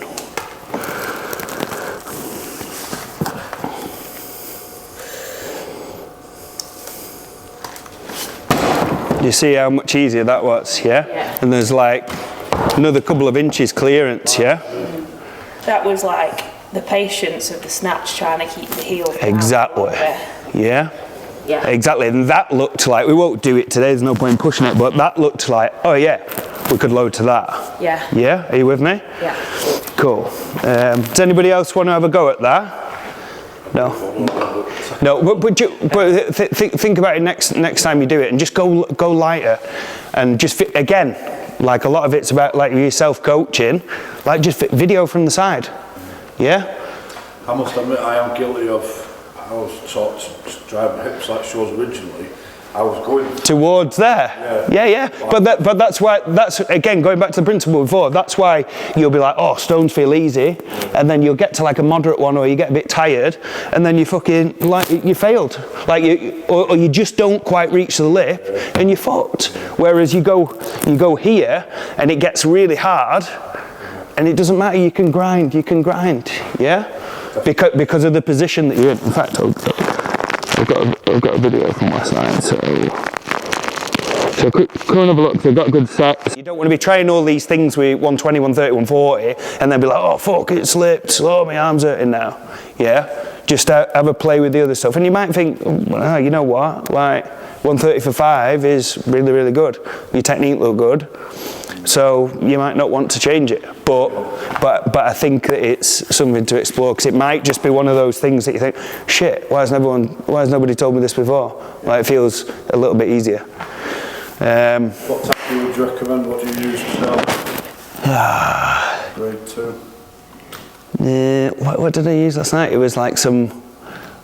Did anyone ever get the old time strength one? Yeah. Vinnie Jones is like, it was like old time strength training tacky. It was like some. I think he's sold to Cerberus now, isn't he? He works for Cerberus now, I think. Like he does. It's branded as the Cerberus things, but it was just an old tub. But I'm due to order some more. Like I normally get that grade 2. Seems to be doing all right. Yeah, I had some for sale, but it's gym, but it's all gone now. But I'll let you know if I get some more. Use the Ben Smith one, the big Ben one. Yeah. Yeah, stuck as fuck. Yeah. Can't say I've had any issues with it. Yeah. It tends to be a bit more of a warm weather tacky than. Yeah. That's the other thing at the gym. Like last night, we got a heater, so it was lovely, pliable. But then when you're at the comp, it's like something that's. Yeah. But but again, this is why I'm a massive advocate of the different blends. Like you get the heater, which is great, but then it goes back to room temperature pretty quickly. So you warm it up for your set, and then you go and do it. Your set feels all right. You go to your next set, and it's fucking solid on you.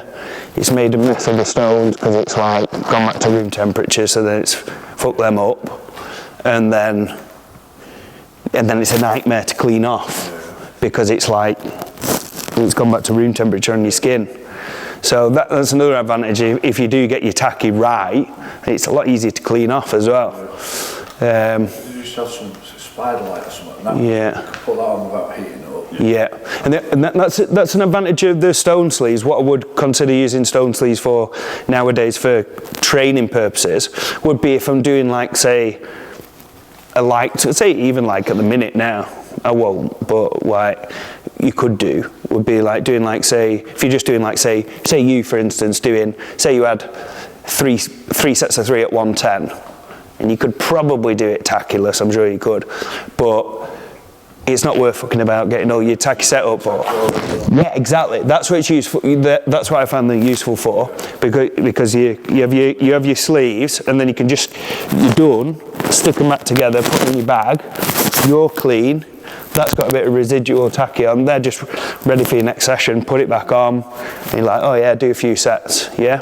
So that's an advantage. That right. Let's go to some. What do we want first? Moving events or overhead? Overhead. Cool.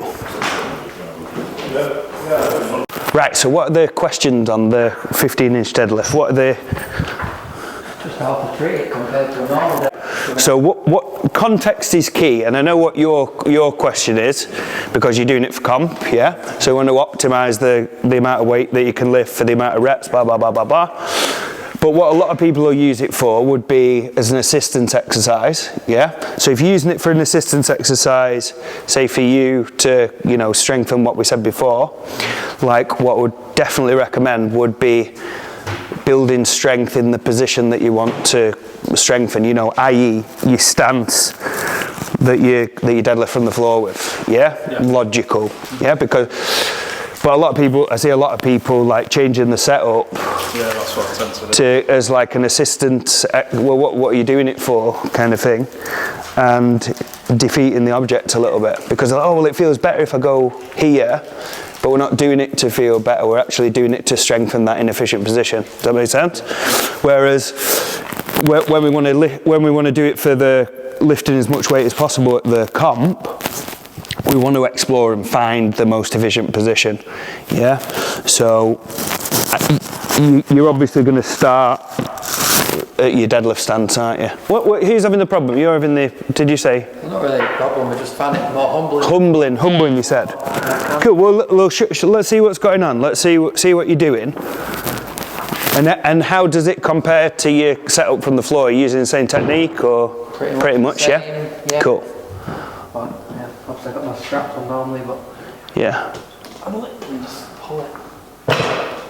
Maybe he had just like that, really. Cool. No different position to how I would if I was pulling from the floor at that position. Yeah. Cool. Have you had to play around with different positions? Like have you? A little bit, yeah. Where have you gone? Lean back more into it. Right. Cool. But, I just feel really strong, so I've probably done so many deadlifts. If I go out, normally I don't feel as good. And what bit do you find difficult? Is it like repping, or is it breaking the first rep of the wall? If I break it, it's going. Sweet. It will sometimes, well, I've not really failed, but I know I'll fail by not moving it up. Yeah. So there's a couple of things that you can try, like if you are, like, find that if you're going, like it's really high percentage of your max, or say you're doing like, say, something like static monsters where it's like a max single from 18 inch, like, and it is about your ability to break it off the floor, you know, like, so you may find it beneficial, assuming that your stance is good and you're happy with your stance, you may find it more difficult to go off the floor. That's something that you could play with on the continuum. Do you know what I mean? But I think the biggest thing would be to explore different stance widths. Personally, I found last time, and by the way, this might change from like cycle to cycle, year to year, like in terms of what you've been training and like how balanced you are at any different point. But like what I found for the last time I did barbell from 15 inches, my setup position was about here. because obviously what you're getting with it was almost like a sumo start position with my hands just outside like that, and did all right. But found that so obviously the logic is the wider that you go, staying legal, the shorter the range of motion. Yeah, I'm very narrow. Yeah. I'm a narrow deadlift the floor as well. Yeah, but you might find that, say, the narrower that you come, you can get a little bit more leg drive off the floor. You might be. I tend to go narrower when I'm high. Yeah. Well, let's just like hands outside, like I'm sure I've done it like even there. I've done that at comp. So from the post Josh put up not too long ago, I think it's a case of whatever you can get away with. Yeah, and just work backwards from that. So as long as it's a Jewish, I should be alright. It's down to the organiser. If the organiser doesn't specifically say to you, then there's a good chance you get away with anything. That's it. But you may find that the wider that you go, even though, like say if you break it off the floor, it feels easier, but you may get to the point where you get so wide that you're not in a great position to produce force from that position, so you might not break it off the floor. So this is a brilliant example of using like a similar protocol of what I said to you before about just having a piss around session really, and doing like say 15 sets of 2 at 40 to 50%.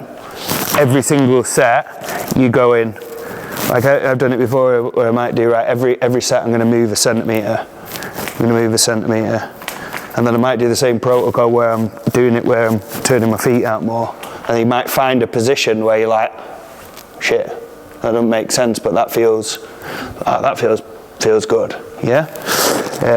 So yeah, having a play around and explore, and yeah, you might find that some people are better narrower. You might find that some people are better slightly wider. So a good way to measure in terms of force production would be, which I've never done before. I just thought of it on the way here actually. So you do like say Dan, you go and get into your like say settled position for a normal height deadlift. So you've probably seen this before where, you've seen just somewhere where you can jump, Dan. So say here, just bring the camera on. So start off in your deadlift start position from the floor, right? And just don't think about your feet. Just jump up to the ceiling and just do like jump up higher, like you're going to touch the ceiling. Don't look at your feet. Start off as low as your deadlift start position, but then jump up and reach the ceiling. Lower, not that deadlift start position, right down. Right, and again, go a couple more. Try your feet a little bit wider. So you can see with Dan, for example, like he's like if he's peaking for a comp, like for some reason that right foot turns out more than the other side, which again might be going against rehab professionally, yeah. But if you're like right now, that's your strongest position. If you're doing that consistently, so if you're getting into that mindset of right, I'm just going to my strongest position because I want to maximise what I lift at this comp. I don't care about whatever. I'll sort that in the off season. Like I'm just being realistic here. Like I'm not saying do that. I'm just saying. If you think like that, then I don't know where I'm going with it. But anyway, that's a good measure of where to start. A good way of doing it is like just get into your deadlift start position, jump up to the ceiling, and see where your feet are. See, oh, that jump felt good. Where did my feet start and land? Oh shit, I'm here. Well, I've been starting my deadlift start position here. And then you go and try your deadlift start position there, and you're like, oh my God, I feel more powerful, yeah? Because that's like a good measure of seeing how obviously how much force you can produce vertically, yeah? So you can modify this to the 15-inch deadlift, yeah? So I was thinking of how you do it to measure it properly, but you could do something like, we won't mess about now, but you could get like a box or something, like a plyo box, get into this position here, sit on the plyo box or whatever, and just see where See where you feel most powerful. Do a go here. And like have a bit, go narrow or try. See, for me, I don't, it doesn't feel good narrow, yeah? So I'll go somewhere between there and there. But my point is like, you can explore and find that position that's ideal to produce force. And the point is that might be different to, starting here, your optimal position to produce force in terms of stance might be different to there, yeah? And it could be significantly different. But I'm saying, I'm giving you the tools there, go and have a play around, you can explore that and you might be like, oh my God, this feels weird, but I feel really good in that position. Then you go to here, try and replicate it, and you're like, it might be your feet there, and you're like, oh yeah, I'm getting a nice compromise of, I'm still getting my knee over the bar, a little bit of leg drive, but my feet are nice and wide for the range of motion benefit, yeah? So play around, and again, like people ask the question of like, oh, pulling from height or whatever, like there's going to be an answer to it. You know, oh, you need to go hit with the bar. Like, can you appreciate how like people are so different? We get some people that fit like this, and they're like, it's almost like a rack pull. Yeah. Or like you get people at 18-inch silver dollar, and they can get the knees under the bar. Yeah. It's crazy. But then you get other people, and it's below the knee, like. But if they move the feet out, then they can get, like, it's different from person to person. So obviously play to your strengths, but that's a kind of way of exploring and maybe having a bit of a play around with. So yeah, the biggest things that have worked for me on that in terms of exploring is stance width, finding the stance width that feels good and powerful, so it's a good compromise between being wide enough for the range of motion benefits but not too wide so you can still get a bit of leg drive kind of thing, and then the angle of the feet, yeah, because obviously we're going for bar path efficiency here. If I have my feet in like that and my knees forward, then the bar path, it's bringing the knee into the bar path equation, whereas like say you'll see some weightlifters, for instance, who you know, they'll start with the feet super wide like that and the knees open like that, and they can bring the bar path in there compared to if the feet were forward, like they've got to navigate around the knee, if that makes sense. So yeah, you might find that actually just your stance width feels powerful, but then going from like say toes forward to a bit wider, you might find that feels good. But yeah, hopefully giving you a few things to explore with there. Right, let's go there. You know, like, because I see it's such like a skill deficit in people in terms of they look really good when they go to there, but then when they can't get it to there anymore and they have to go here, they panic and they don't know what to do, and the technique goes out the window. So like a little programming thing could be like complex, like a weightlifting complex, you know, like say well, I might say 1 to shoulder, and then second rep with a pause on the chest, pause on the sternum, 3-second pause on the sternum, and then third rep, 3-second pause on the chest after a second pop. And that could be like instead of just doing a set of 3 to shoulder, you're having to go 1, and then you're having to pause here, even though you don't need to because it's light, but you're getting used to, oh, what position should I be in? Oh, should I be here? Should I be here? So it's forcing you to practice, yeah? And then driving up from there, and then pause on the screen. Yeah, there's a position that feels pretty comfortable. And then practicing it, yeah? So, yeah, it's worth pointing out on the kind of programming side on this that sometimes we've got to be practical with it, and it's like we don't have 2.5 kilo increments that we can do. So realistically, you might have a certain gym, and it might be, say for us, it might have like an 80, 100, and a 120. Yeah. So what could you do with that? So like say you might do a couple of weeks doing that complex at 80 for, say, what do you say? So say you could go like, say, this is how simple programming can be, guys. So we go week 1, it could say we've got a 80, 100, 120. So week 1 could be 5x3 doing that complex at 80. Week 2 could be 4x3 at 80. 1x2 to 3 at 100. Week 3 could be 3x3 at 80. 1x2 at 100. And this could be like 80 for 3, 100 for 2, and then it could be like 3x1 at 120. For like, say, I don't know, someone like you doing like a 4-week. My point is, I've just plucked that off the top of my head, and you just like, it's so simple, and you just take what you've got. Like, say, using the scenario, because that is realistic. Some people don't have a brilliant selection of sandbags and stuff. Like, how can we just keep the programming so simple?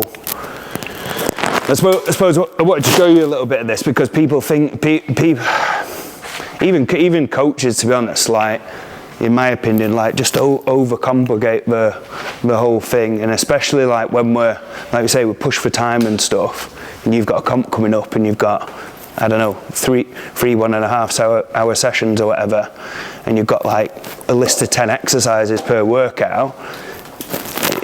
Are you going to be time better served doing 2 or 3 exercises a workout really, really well with, you know, different constraints within the techniques, rather than, I don't know. But you can see how simple that is as an example, and then let's use the stones, for example. So has anybody got like a stone run coming up or anything, or no? Oh, go on, say that again, sorry. Just stone over the And what's that? What's the 80 for? You'd want like 10 or 12, wouldn't you? I've no idea. Yeah. Yeah, is that what you want? So say.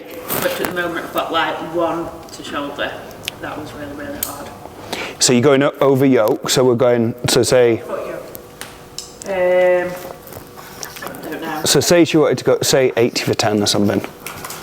So 4 weeks leading to that. And what access have you got to stones? There's a gym that's got every 10, so I could go. 60, 70, 80, say. So say it's like a 4-week plan. And you might find this like insultingly simple, but doing like, say,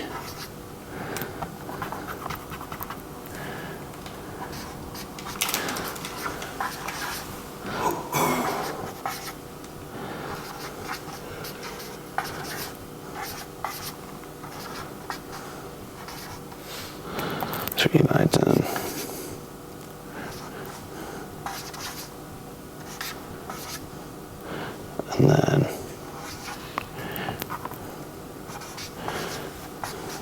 and what is it, 60 seconds, is it? Yeah.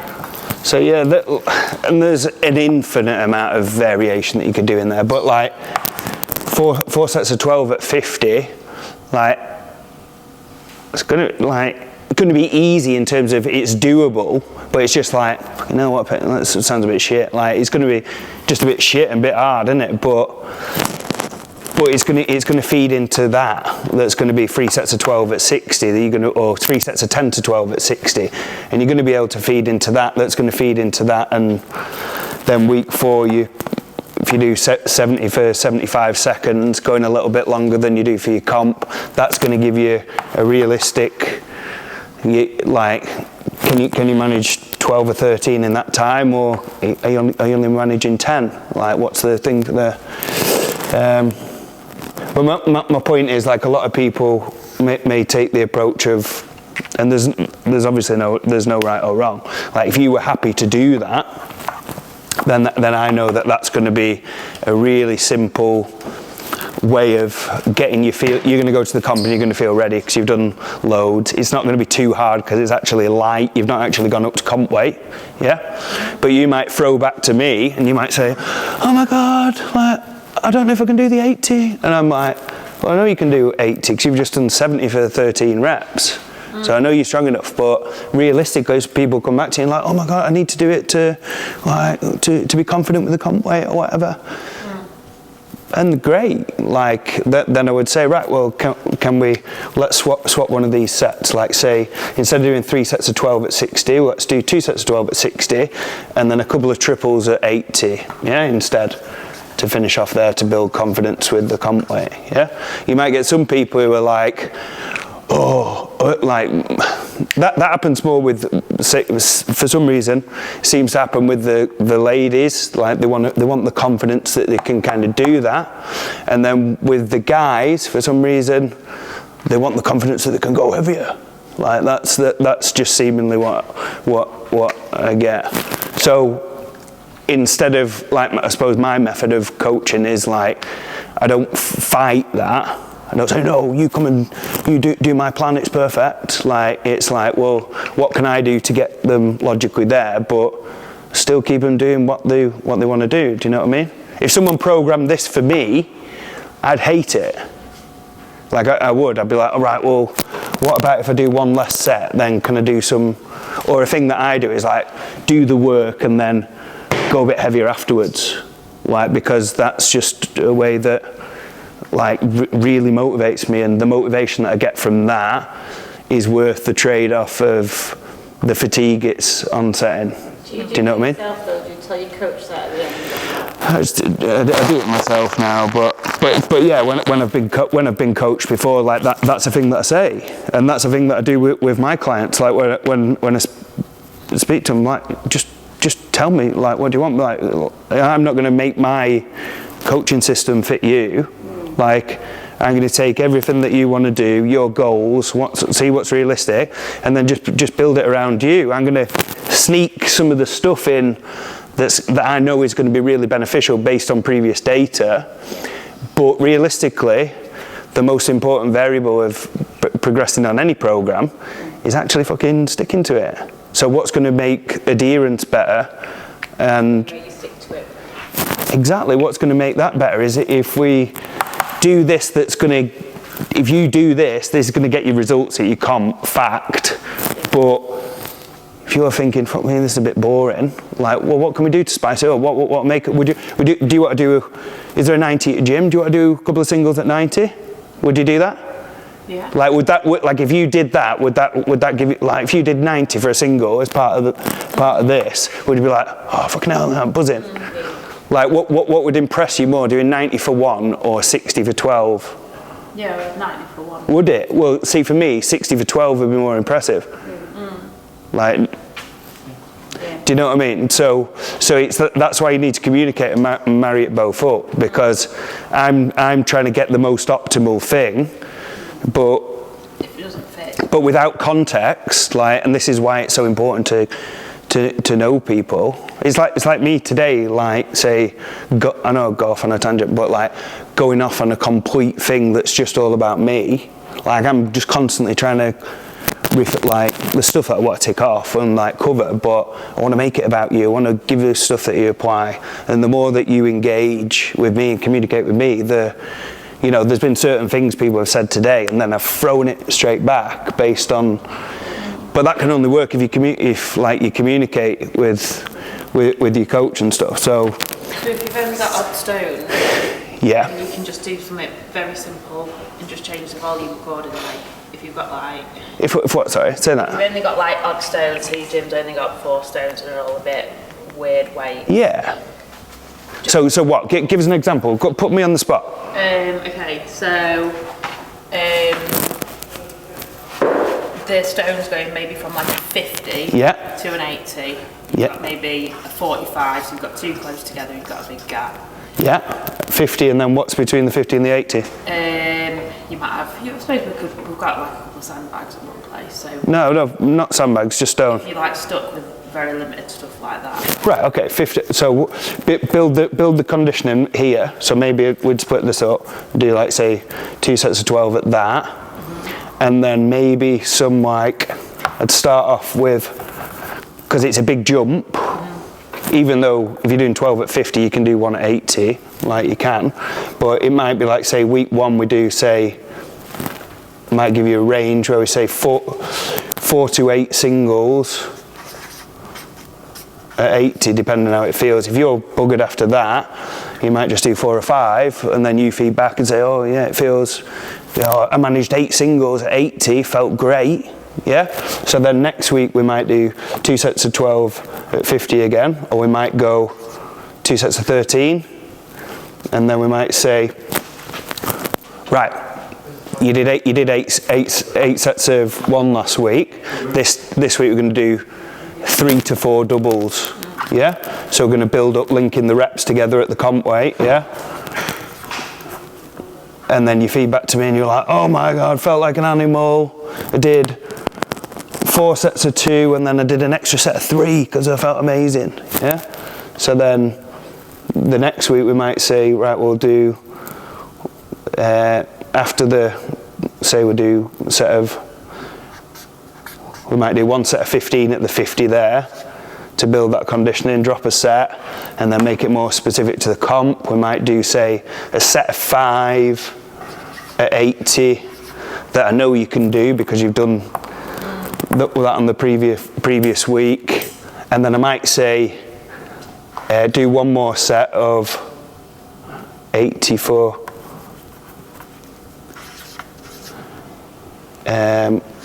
It might give you a time, might say 60 seconds, 80 for 60 seconds, or I might say 80, do 80 for 5 and then do 80 for 2 plus or something.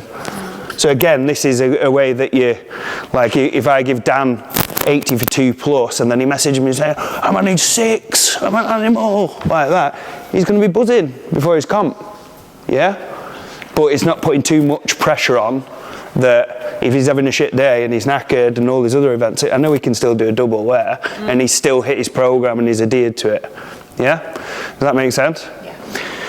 But hopefully you can see that like the thing about coaching and programming is like you can be creative with it and also as well, like for you, if you're coaching clients, and I know like, say what's the kind of weightlifting programming, 5 sets of 3, 5 sets of 3, 5 sets of 3, like what do they get you to do, like 5 sets of 3 clean, 5 sets of 3 front squat, 5 sets of 3, like a lot of it's 5 sets of 3 British weightlifting for some reason, isn't it? But you just put your own stuff in there, do you know what I mean? Especially if you're teaching strongman, that's what I mean. Is like, just be creative, steal stuff from everywhere, yeah? And be dynamic with your clients. Like if you've written out a 6-week block that you're really proud of, ooh, this is amazing, but then your client's 3 weeks deep and they feel like shit, and the variation's chewing them up or whatever, like, just, you know, like I've just done on the spot there, you've just said, well, I don't have a 60 and a 70, what can I do? Or, yeah. So I hope we're giving you an idea into like programming insight and stuff, and Josh, yeah. I've got 130 over bar in June. Second week last night. First week I did. How many seconds did it take you to do 5 at 130? It was within the minute. I'd say 55 seconds because there's a couple reps where I took the time to reposition because it's got a real flat piece on. Yeah. But in comp, it could have been within 40 seconds. But first week I did 3 reps. My plan was last night to do 4. I ended up doing 5. And my aim is just every week, just like adding 1 on. After I did my 5 last night, I did a couple of doubles. Yeah. What do you think about that? Just progress, like in terms of like, say, what's the word? Progressive overload. Like I'd be trying to progress the volume towards it. Like realistically, by the time you come to a comp, you might be good for 130. Like, is it over yoke? It's over yoke. Or to platform? 53. I was doing it last night to 55. Yeah. I'm hoping for like 9 and 10 maybe. Yeah, well that's the thing. I can't remember I can't remember an example of anyone doing 11. Like even like people who are really, really strong in 60 seconds we're talking. Like say most people, like to get top points, if you get 10 reps, you're going to be getting top points. The last comp I did. So I'd be getting good at the timing of that. So I'd be maybe say keeping the exposure to the 130 because you enjoy going heavy, maybe doubles, triples and stuff for the strength. But then I'd be practicing the efficient pacing of I'd be doing sets of like 10 at 100, 110 and thinking about getting 1 rep every 6 seconds. What does that look like? And how does that feel like? You'll probably learn a lot from that, to be honest. Like if you look at if you watch your videos, you might do like, say for instance you did 100 and we said, right, do a minute and you manage 10 or 11 reps or something. You might find that first time you video it, you might find that you do 7 in 35 seconds. You're like really quickly and then you're kind of gassing towards the end. Whereas you might actually find that if I'm definitely not going for 11 on the day anyway because there's not time, like I'm a massive fan of actually splitting up your work as equally as possible. So if you learn the pacing you might actually be surprised if doing 1 rep every 6 seconds is going to give you 10 reps, yeah? So actually doing 1 rep every 6 seconds over yoke, you might actually, if you time it and get your mate to time it, you might actually realise you're like, oh fuck, I've actually got time to get a breath here in between each rep. Yeah. So you're getting 5, 6, 7, 8 deep and you're less out of breath. Yeah, you're pacing yourself a lot better because you're not trying to do that's the advantage of training like that, rather than looking at it as like an AMRAP or I'll do as many reps as I can do on the day and just go ham or whatever. Like actually being strategic with it and then splitting it up. I'm doing this like building up every week, so I'm pretty much how many possible to do on the day, and I will do. Yeah. I'll set my pace. Yeah. To what I think I'm capable of. Exactly.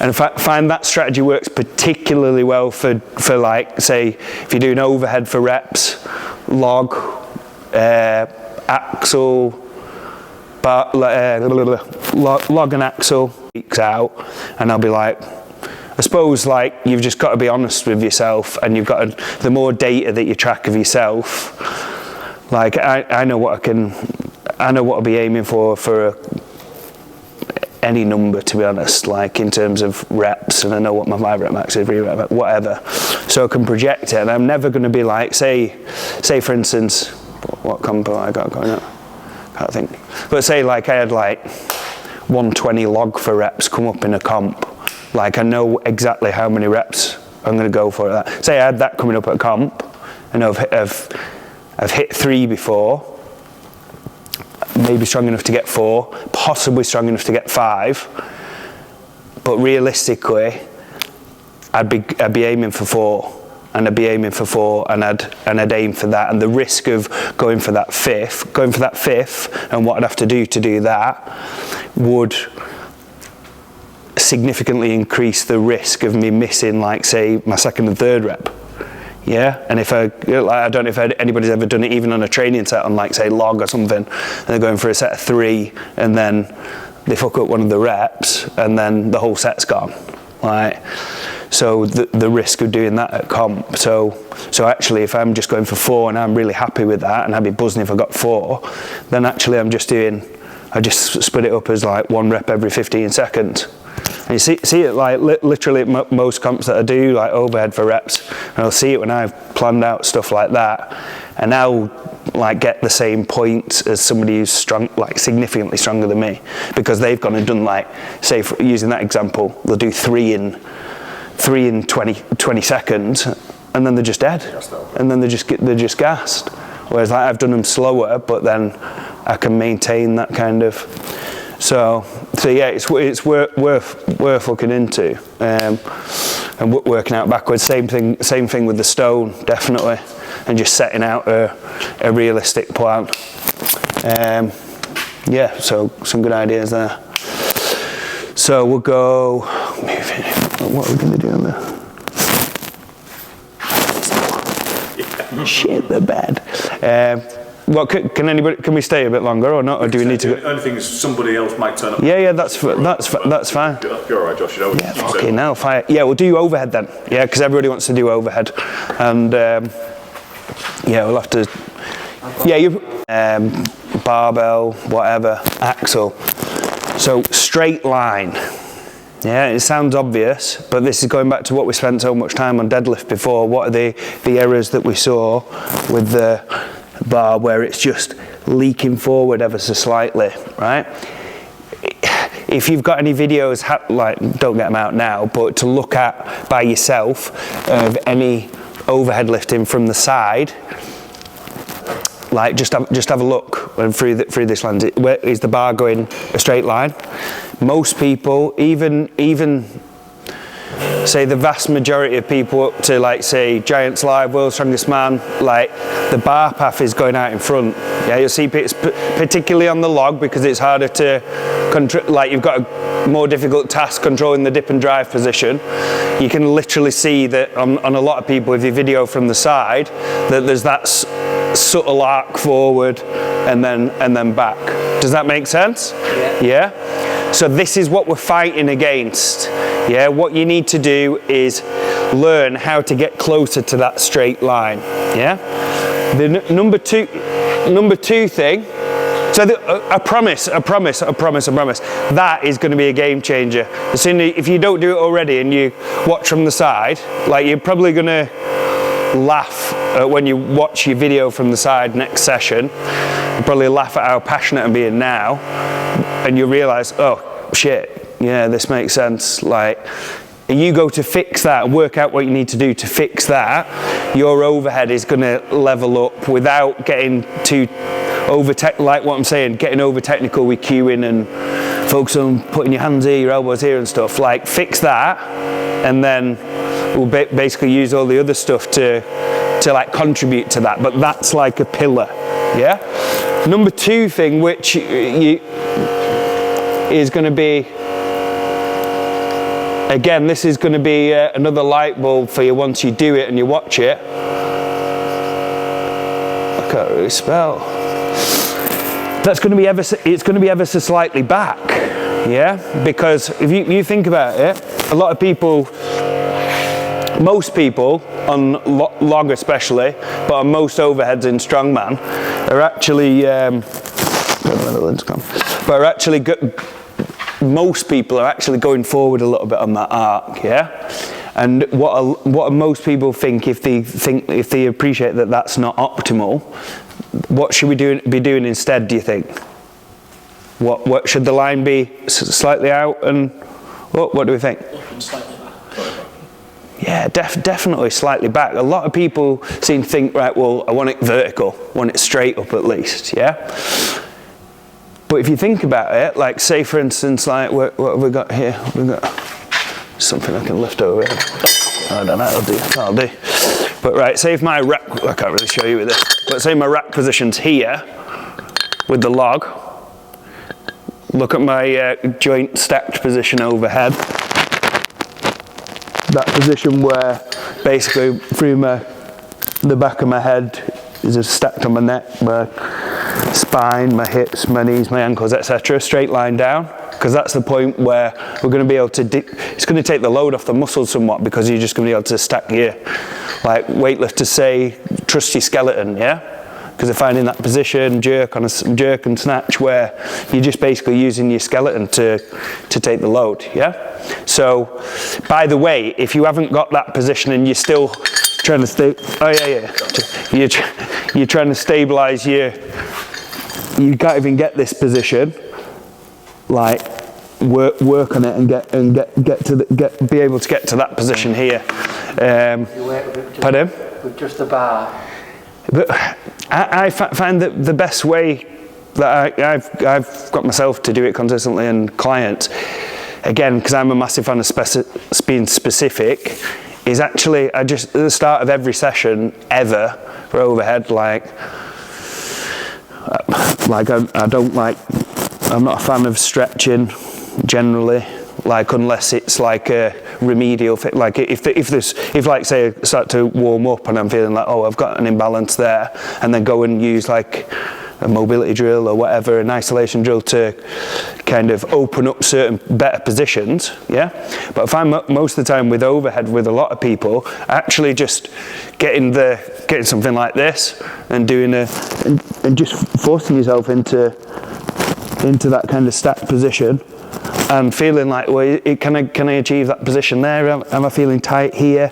Like common things that you see people like say, they might be tight at the lats or whatever, so then they're compensating at the lower back or whatever. There's all sorts you can do, but generally, like I find that if you for a lot of people, if you actually just get the empty bar overhead or light log or whatever and get it overhead, like literally every session, I'm like, oh shit, this feels tough, and then 30 seconds later, I've opened up that position, and then very often that's all I need, and then I can just go straight there, jerk, whatever, and I can catch in that position.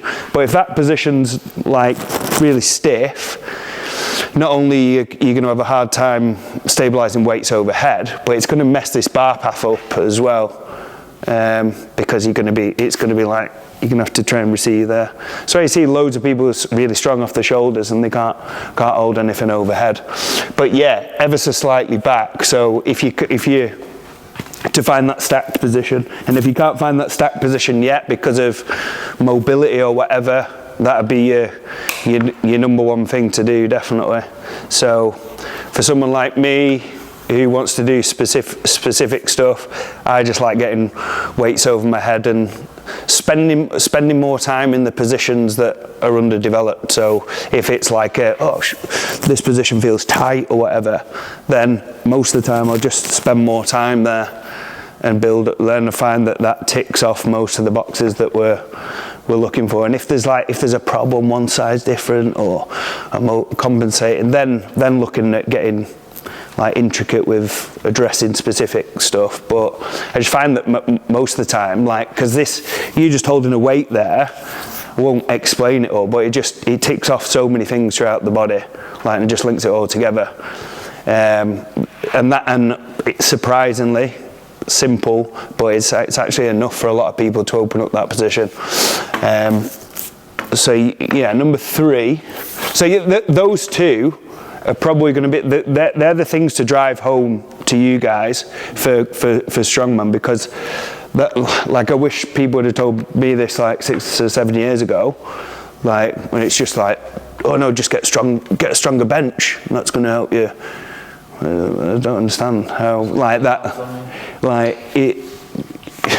Yeah, make sure that you can do that, and then bring the other things into the equation while still maintaining this. So applying leg drive, because you might get, like, say, a really good rack position here, a good overhead position, but then you bring in the leg drive element and it all goes to shit, and so then you go back to this. But what I would say is use this as a sequence, as like prerequisites, if you will. Like, don't skip steps. Apply leg drive. Let's say violently. And then I'm going to say upper body, or say strong upper body, so you don't feel like I'm getting too anti against people doing pressing. Strong upper body to finish. So like here, getting a strong upper body to finish, like I like to look at that as like it's important and beneficial, but like look at that as like the icing on the cake. Whereas a lot of people with overhead training, they're coming in and they're just doing that. They're just getting fucking really strong. I've got a 200 bench, but I can't do a 110 log. Like, it's ridiculous. Like, but then they're still trying to push the bench up to improve the log. Ooh, why don't you just do more log? Like it just blows my mind, honestly. Like people still, because obviously strongman's a new thing, isn't it? Like realistically, in the grand scheme of things, but people seem stuck in this mindset that training the specific implements doesn't build strength. It's just an event or just skill or whatever, and it's just complete bollocks. So you can get strong just like going back to the injury thing before. I've actually found like log, for instance, through different phases of training a few years ago. Like I just couldn't. My right shoulder was really hurting with the barbell and an axle and stuff. So actually, I used log as a strength driver as the main lift for a while, just because it was a thing that I could recover from, that was transferring to the other stuff. So yeah, like actually working through that sequence when assuming that you're going to be, and like I say, I'm not trying to force feed you this, but I do believe that everybody should be applying leg drive to their overhead stuff. I do believe that everybody should learn how to jerk. Even people who are shit at jerking will very soon get to the point where they can shit jerk more than they can push press with great technique. So definitely find that that's worth doing. But yeah, these are the big things to take from today. And honestly, it's probably only going to make sense to you when you video your next sessions from the side and think, oh my god, this bar path, like it's out in front. Or even if it's just subtle, like we were picking on you for the deadlift before, it was really good. It was really good, but I was just, and maybe these guys wouldn't have even noticed it until I stopped. And I use you as an example because it was minuscule. But did you notice once I pointed it out, we couldn't unsee it? Yeah, you couldn't deny that the plates were just leaking forward, yeah? So the same thing on overhead, but I suspect most of you, especially if you've got this deficit where you've got a 160 front squat, you've got a good bench, but then you're struggling push pressing over 105, like, I suspect that this technique thing is going to be a game changer for you. So let's go and have a look at it anyway. Let's go and have a look at yours. Even taking that day out and doing a weightlifting day would be more beneficial, honestly, to most people, and more carryover than doing like a typical upper body bodybuilding day. So yeah, let's see where's it going? Oh, is that? Come on, let's see your technique on this. See what's going on. Whatever you want to improve the most. Probably lots of ways. Come on then, let's go.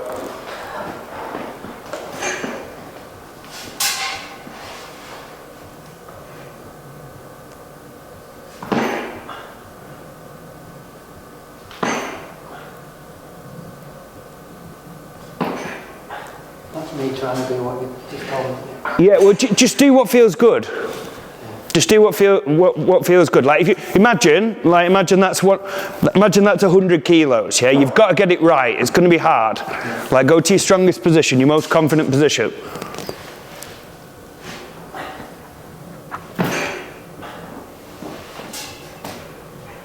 So again, get in the habit of look from the side.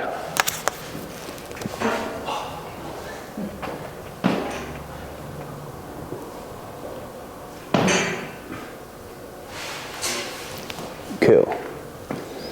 Nice. So yeah, like it is going like ever so slightly back, but the bar path, if you track it in slow-mo, it is leaking forward and going back as you initiate the drive.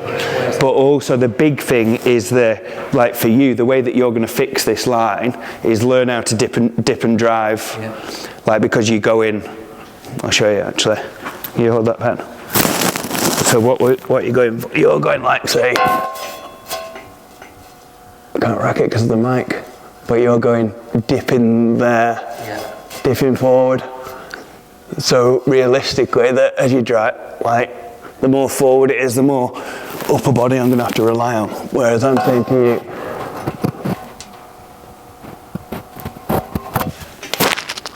can you see on the back? Yeah. A little bit further back. Like underneath it more. That vertical's also in. Yeah, exactly. That's going to help. That's going to help you a lot. Yeah, vertical torso. Think of vertical torso. You're hinging a little bit like that, yeah? And I find that this is particularly prominent in people who've done like powerlifting background, yeah? Especially like, say, low bar. Yeah, low bar. It's all like, it's hinge, yeah? So even just learning out, like, say, do you front squat or not? No. Yeah, even just doing some like high bar and then eventually going to front squat. Like just the way that you're breaking at your knees is different. Like you'll be going like, yeah, you want to go there, yeah? So what's happening to the you're giving yourself an impossible task straight away, yeah, because you're going like this, yeah, and then that is in front of midfoot, yeah, and then that's going to cause all this shit with your elbows dropping and that, yeah? So you need to learn how to dip and keep here, but it's what's the word? It's counterintuitive because you don't feel strong in that position. Yeah, you're like, well, you want to go here logically because you're really strong in that position. Yeah, you want to use your 205 low bar squat. Yeah, whereas actually you'd probably be better served getting your front squat to 130, 140 with a perfectly vertical torso, feeling like there's no bending forward whatsoever, and then using that line to, yeah, does that make sense? As a strength thing. But yeah, that dip is just going to, yeah, let's go again. This time what I want you to do, I want you to try and, let's try and get do you want to put a bit of weight on? Because it might be a bit easier for you. That was a bigger lock. Do you want to use the bigger lock? Oh, use that, that'll be better, won't it? Yeah, because these are...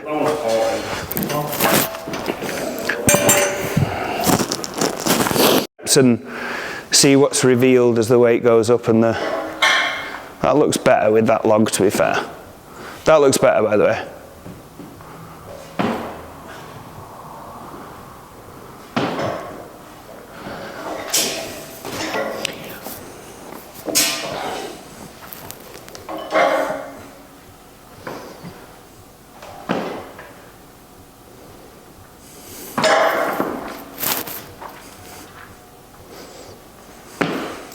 Cool, nice.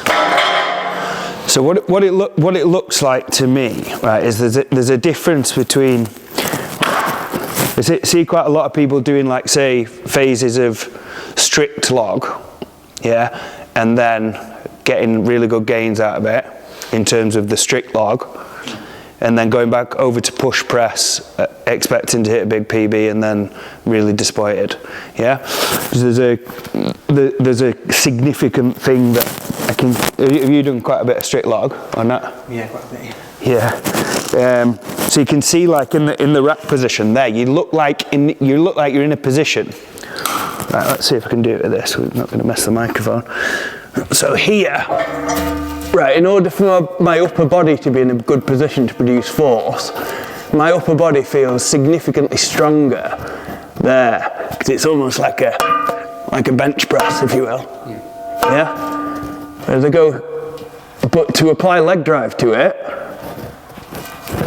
as soon as that dip goes forward, that roll forward's going to be exaggerated. Yeah? So when you're applying leg drive, it's counterintuitive because the more optimal rack position for the log doesn't feel as strong in the rack for the upper body. And that's the thing that might mess with your head a little bit, yeah? So for here, instead of being there, I feel really strong to go like that. But to go and apply a leg drive, because that's going to spin forward, yeah? Whereas go somewhere more like here, my arms feel like in a pure position to produce force, but it doesn't matter about them because they're like, going back to the principles we were saying before, we're actually just trying to keep them relaxed. We don't want to be pushing against the log in the rack. We actually want that log to be nestled in, settled. Like, imagine, and this is the same regardless of what implement you're doing. Like, imagine you're trying to get the implement to connect and be one with your torso. That's the thing that's really helped me, is like, you see so many people, especially when they're strong with their upper body, they're trying to use this in the rack position. It's not only not helping, it's making it worse, because it's creating like a disconnect here, where it's almost like making you, it's almost like, you know, almost like a bit of a wobbly spring instead of being connected like that. Yeah, like if I'm here and I'm thinking about pressing up into the log, and then I'm trying to apply leg drive to that, what's going to be better, that or that? You see how the better connection is a lot better, yeah? But again, it's reprogramming your mind, because it doesn't feel, I don't feel strong in my upper body. I don't feel like if I had to do something with my upper body there, it can't really do much. But we're not trying to use the upper body. Like that's the thing. Go to number 4, upper body, the icing on the cake. So say for instance I go max, and I'm going,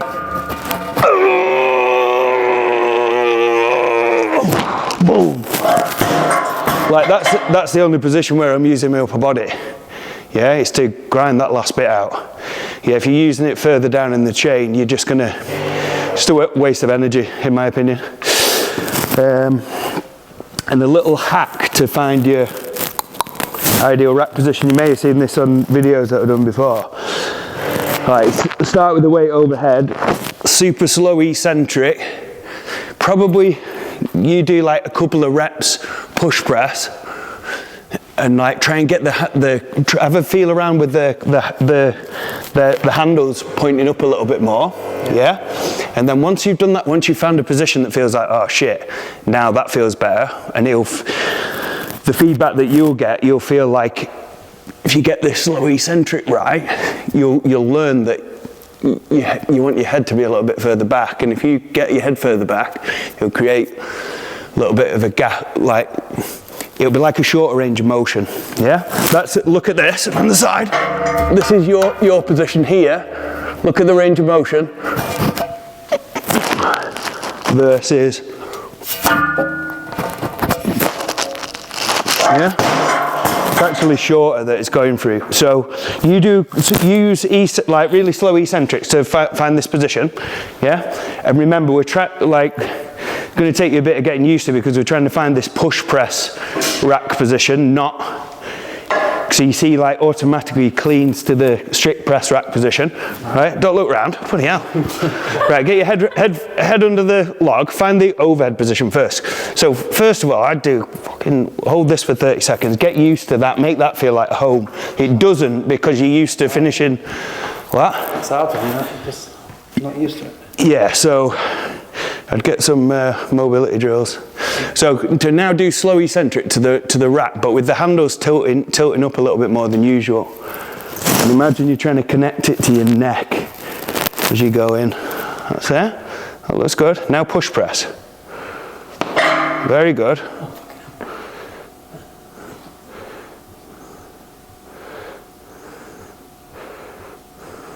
That's it. Very good. One more. Super slow. Use that. Park it in the space that you created with your neck. That's it. That looks good. Right, now go super slow. Wait, don't put it down. Super slow to the exact position. Right, and now go super slow. Let it roll down to your hip. Super slow, and see where the log lands. So roll it down to your hip. Like to find out where you should be starting your clean. Right? Yeah, that's where you should be starting your clean now. Yeah. You clean it up now, and then go to push press. Yeah, that's a lot better. Yeah? That positioning, because you've used the eccentric to teach you the better position here, but once you found a better position, could you see how his push press is a little bit better? Yeah? Yeah? Yeah, you were surprised, weren't you? Because you did the rep and you're like, oh, it's shaking. Because like the power that you put in is having a lot more effect on the log. Yeah, because of the position improvement. Yeah, and then once you've got that, that's the little hack for the log that I made up. It was actually just right. Once I found this brilliant position here, just let the log roll down, and that'll tell you exactly where you should start your. So you were starting your, I can't remember exactly before, but you were starting so it was landing like there. So you were starting like here. Yeah? That's why very often you'll see people like say they'll clean it and then the rack position will just not be good. Does that make sense? Yeah. So you use that, and that is, honestly guys, if you've never tried that before, like doing the eccentric, like everybody needs to learn that and have that in the locker, because it changes. If you fluctuate body weight a little bit, like some of us do, if you're competing in weight classes, whatever, it changes. Your ideal position, you know, like, I had, again, it's another thing. Years ago, people told me to, have the log handles tilted down at 45 degrees. Or some people said, have it here. And I'm like, oh, fucking hell, doesn't feel good. And I've realised it's just bullshit. Like it actually is, because it's different for every person. Yeah?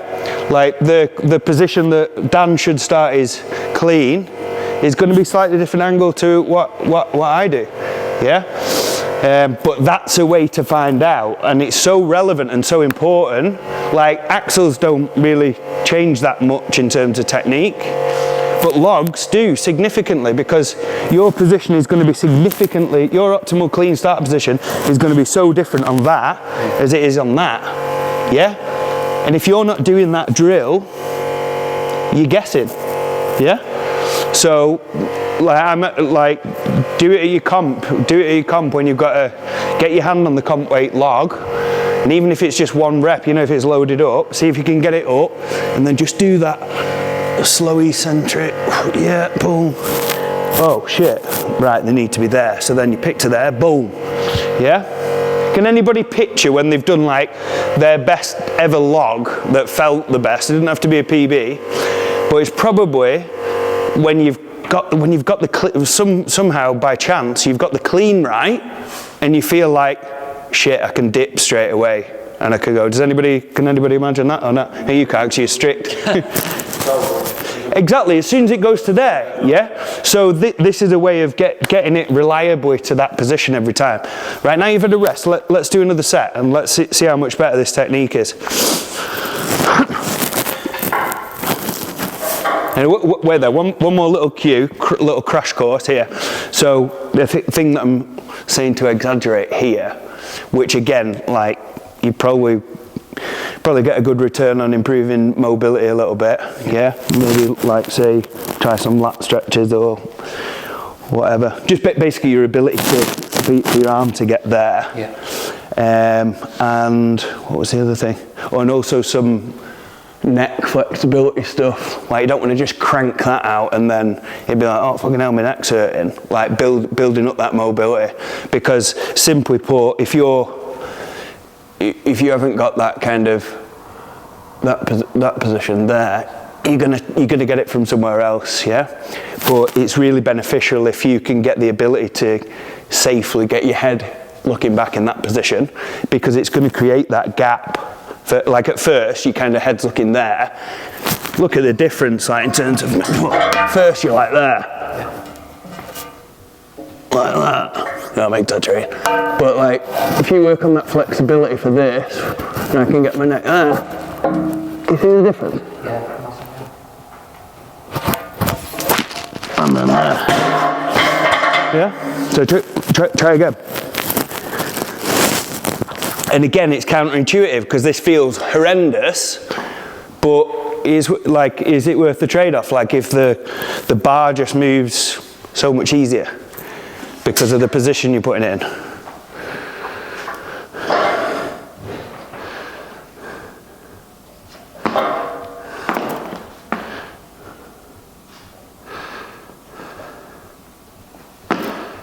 man.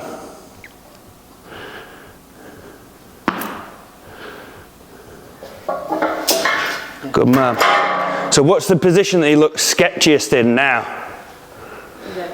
Pardon? Yeah, overhead. So what do you think he could do to improve that? Eyes forward. Pardon? Eyes forward. Yeah. Once he's got it there, yeah, get his eyes forward. Definitely, that's going to help with the balance. Yeah, just spend more time there. Yeah. Good. Yeah, you could do, but again, it's just like I don't know. Like what's the point? Just fucking hold it. Like it's as simple as that. Let's do another set. Let's do one more set. But a simple way of programming this, and it's like insultingly simple, but nobody does it. Let's do 3 reps like you just did, and then we'll go for a 10-second hold on the last rep overhead. Yeah? And I like just putting it in as the last set. The last rep of each set if I need to address this. And what we'll probably find is that it'll look really sketchy at first when he holds it overhead and look like he's going to fall over, and then 4 or 5 seconds in, he'll find a position that feels better.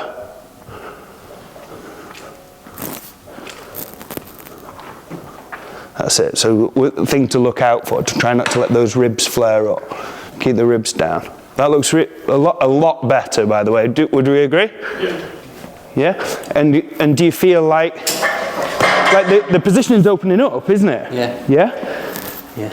And the thing is, what I want you to kind of experience there is like, first you're there and it's like feels shit, but then you're opening up the position that little bit more, and you're getting it to this position where you're building up a bit of trust, and you look like you got to a point there where you've kind of like, shit, it doesn't feel that heavy. Yeah. Do you understand what I mean? Yeah. Where you're finding that joint stack position or trusting your skeleton. Yeah? Yeah. So that's what we're doing is, like for you, opening up these positions that's going to optimize this push press. Yeah, because I'll just press. Yeah. Exaggerated. And again, it like just driving home this point of being counterintuitive, because you're going against a few things there. You're fighting against, number one is strict he's built a lot of strength here and he feels really, really strong, but it's just not that efficient when you're going to apply leg drive for you right now. So it's putting yourself in a position you feel weaker in, and you don't even know if it's going to pay off yet. Yeah, so it is fighting that. And then exactly the same thing where I'm saying about your neck, and you're like, bloody hell, man, it feels awful. But then you did a rep, and you can't believe how fast the log moved. Yeah, and then again overhead here. What am I doing? Like I'm not good at holding weights overhead. I'm not stable. It's just because you haven't found that you haven't quite opened up the position yet. Yeah. You showed a glimpse there, and it felt better, didn't it? Definitely. Yeah. Well done. That was brilliant. Yeah, sure. Where is it? I've brought that grey one.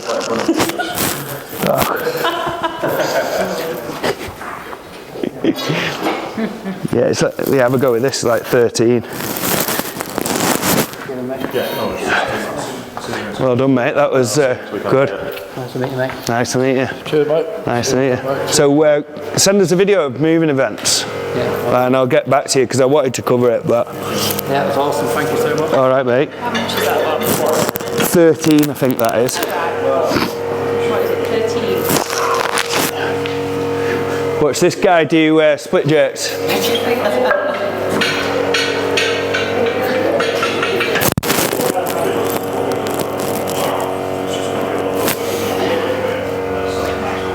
Yeah, that's what I did when I was at your point, was like actually just thought, right, well, split jerk, and I just committed to split jerk for ages, and then used the other stuff to just build that. And now like the other variations are, like my push press is pretty good now, and the push jerk and power jerk are good. Yeah. But yeah, I mean for you, if you were like, right, my life depends on it, I need to get my overhead up in 3 months to be in line with the other lifts, that's going to give you a bit better return than... Yeah, that's what I'm thinking. It's like the sumo of overhead pressing, isn't it? Yeah, well that's it.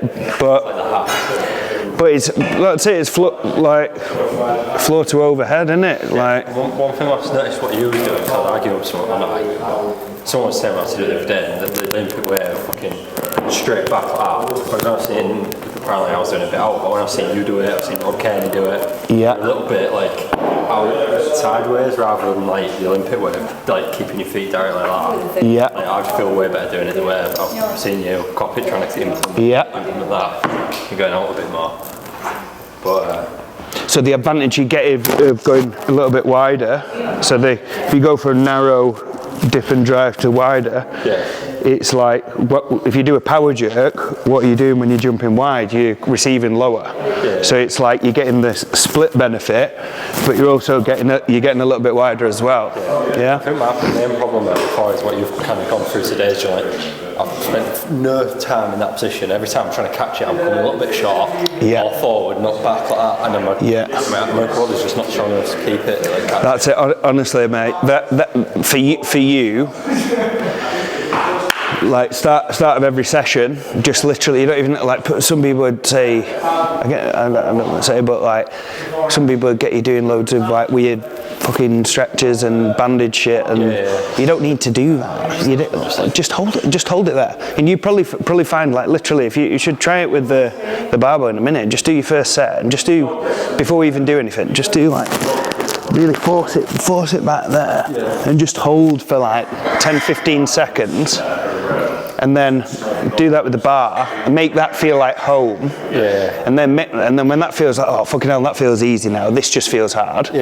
Then we can actually just aim to just throw and catch it at that stable position that feels good. But if that doesn't feel good first, it's going to discourage you from the other. Well, you're like, oh, I don't want to give it 100% because it's going to feel all sketchy here. But if you know you can just make anything stick. That makes a lot of sense.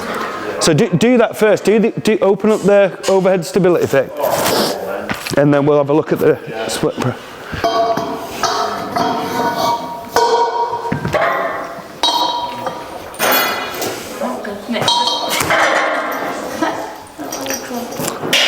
Are they fitting on, or is it? So we can do that.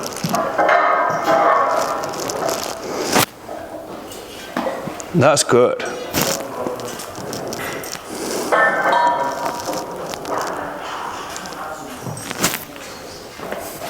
that a comfortable weight that you're doing there? Yeah. 5 kilos on it, that's. I do feel like Yeah. like from way before. That looks really good, honestly. Yeah. That look better than Sunday. Honestly. Lighter than Sunday. But the positions, I'm not bothered about the weight. Honestly, I'm just looking about positions. Honestly, that looked better. Honestly. Joe always says, make sure to be. That's it. Just get used to.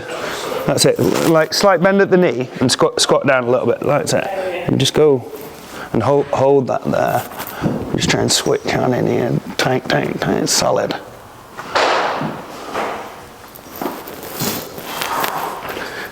And when I do these, I quite like doing the quarter squats like that. Just because it helps me prevent. Like I'm less likely to go into like arching at my lower back kind of thing. So I'll just find if good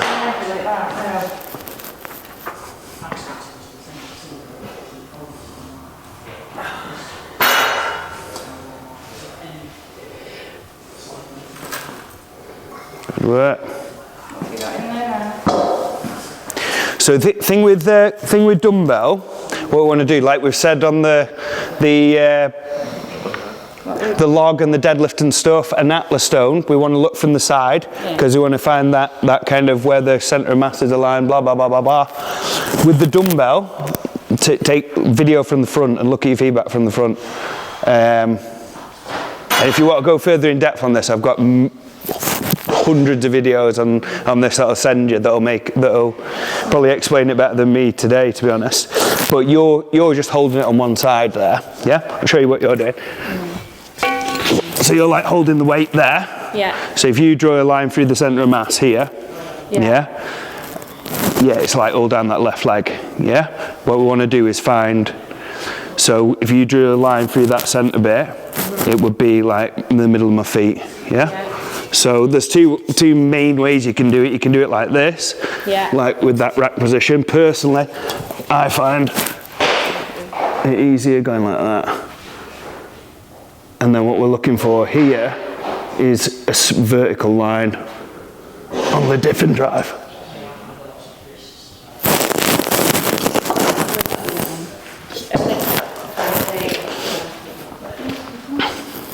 Do you have a look at your log?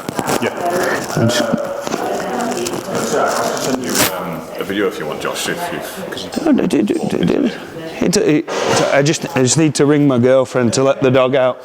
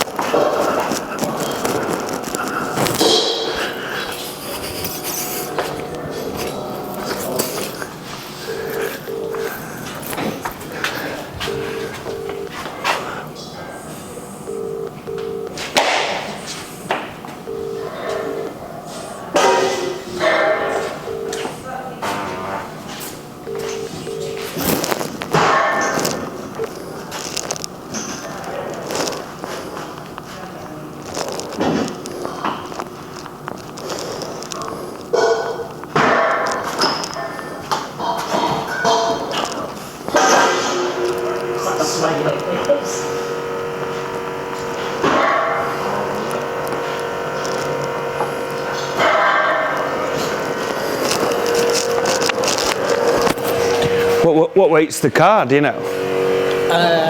It depends what it is. 300-ish. Yeah, Kayak like 300. How about we go? Yeah, it was a deadlift as well. I think it's like 16 and a half or something. Right, I couldn't help you this in a minute. I'm just gonna.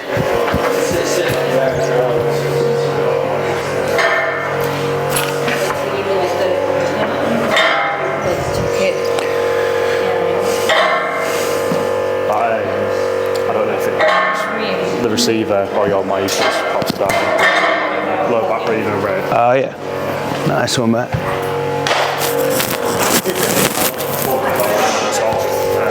Where's the? I took it off, didn't I?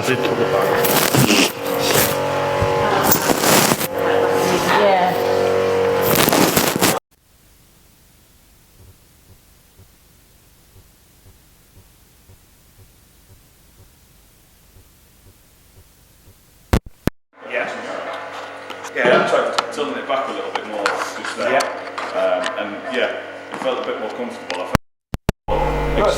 I'm just looking at what I see. Very impressive.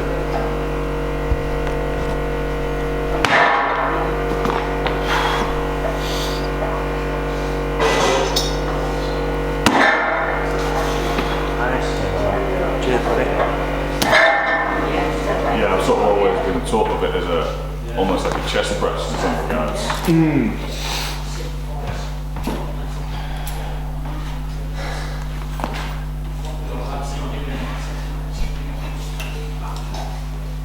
You jumped in, mate, are you? No. You should get some splits film when you did that the other day. For the first time ever, you were just like just bending me straight away. I was like, what the fuck? Not knowing my luck today.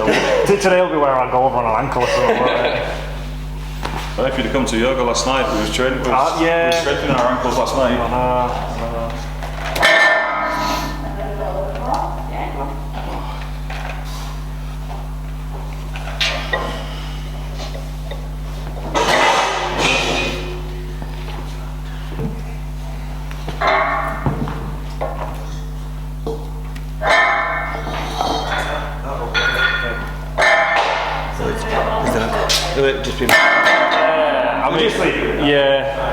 I've got a bit of tape, I can tape it to the leg if you really want to keep using it.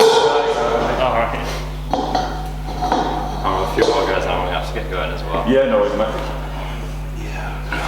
Go walk my dog. How far out for you? Let's go. 3 hours. I was going to say. Yeah, let's have a look at this again, Ben. Yeah. Is it easier if I take my jumper off? I'm not bothered, mate. Let's get full to go. I'm not hardcore like Josh, I can't do bare chested.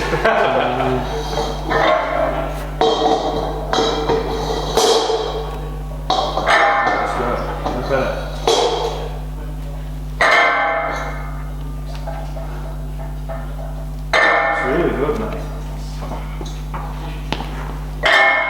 See what the weight's come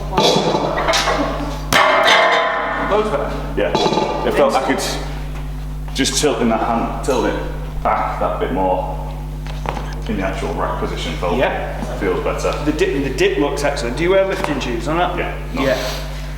Really good, mate. I must admit, like I say, I've been doing Shane's thing for the last 8 weeks with a focus on log, so a lot of it was like the first 3 weeks was almost no actual pressing. It was just getting the dip, holding the front rack.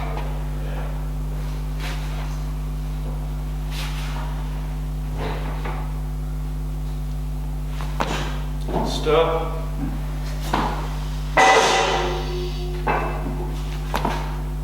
Oh. 20 minutes. What is that? It's a bonus of it, no? Yeah, true. It's all on your doorstep, isn't it? If it, Did you use that Uber Eats? Yeah. Deliveroo? Yeah, I still haven't used it before. that's what we just, to be honest, for one, the fact I've got someone coming at 2:30, I'd have got Sunday dinner from that much. Yeah, it's only around the corner, isn't it? Yeah. So hard wants to jump on, it's like a whole thing. Yeah, I appreciate that, Josh, thank you. It looks good, and I think just adding the whole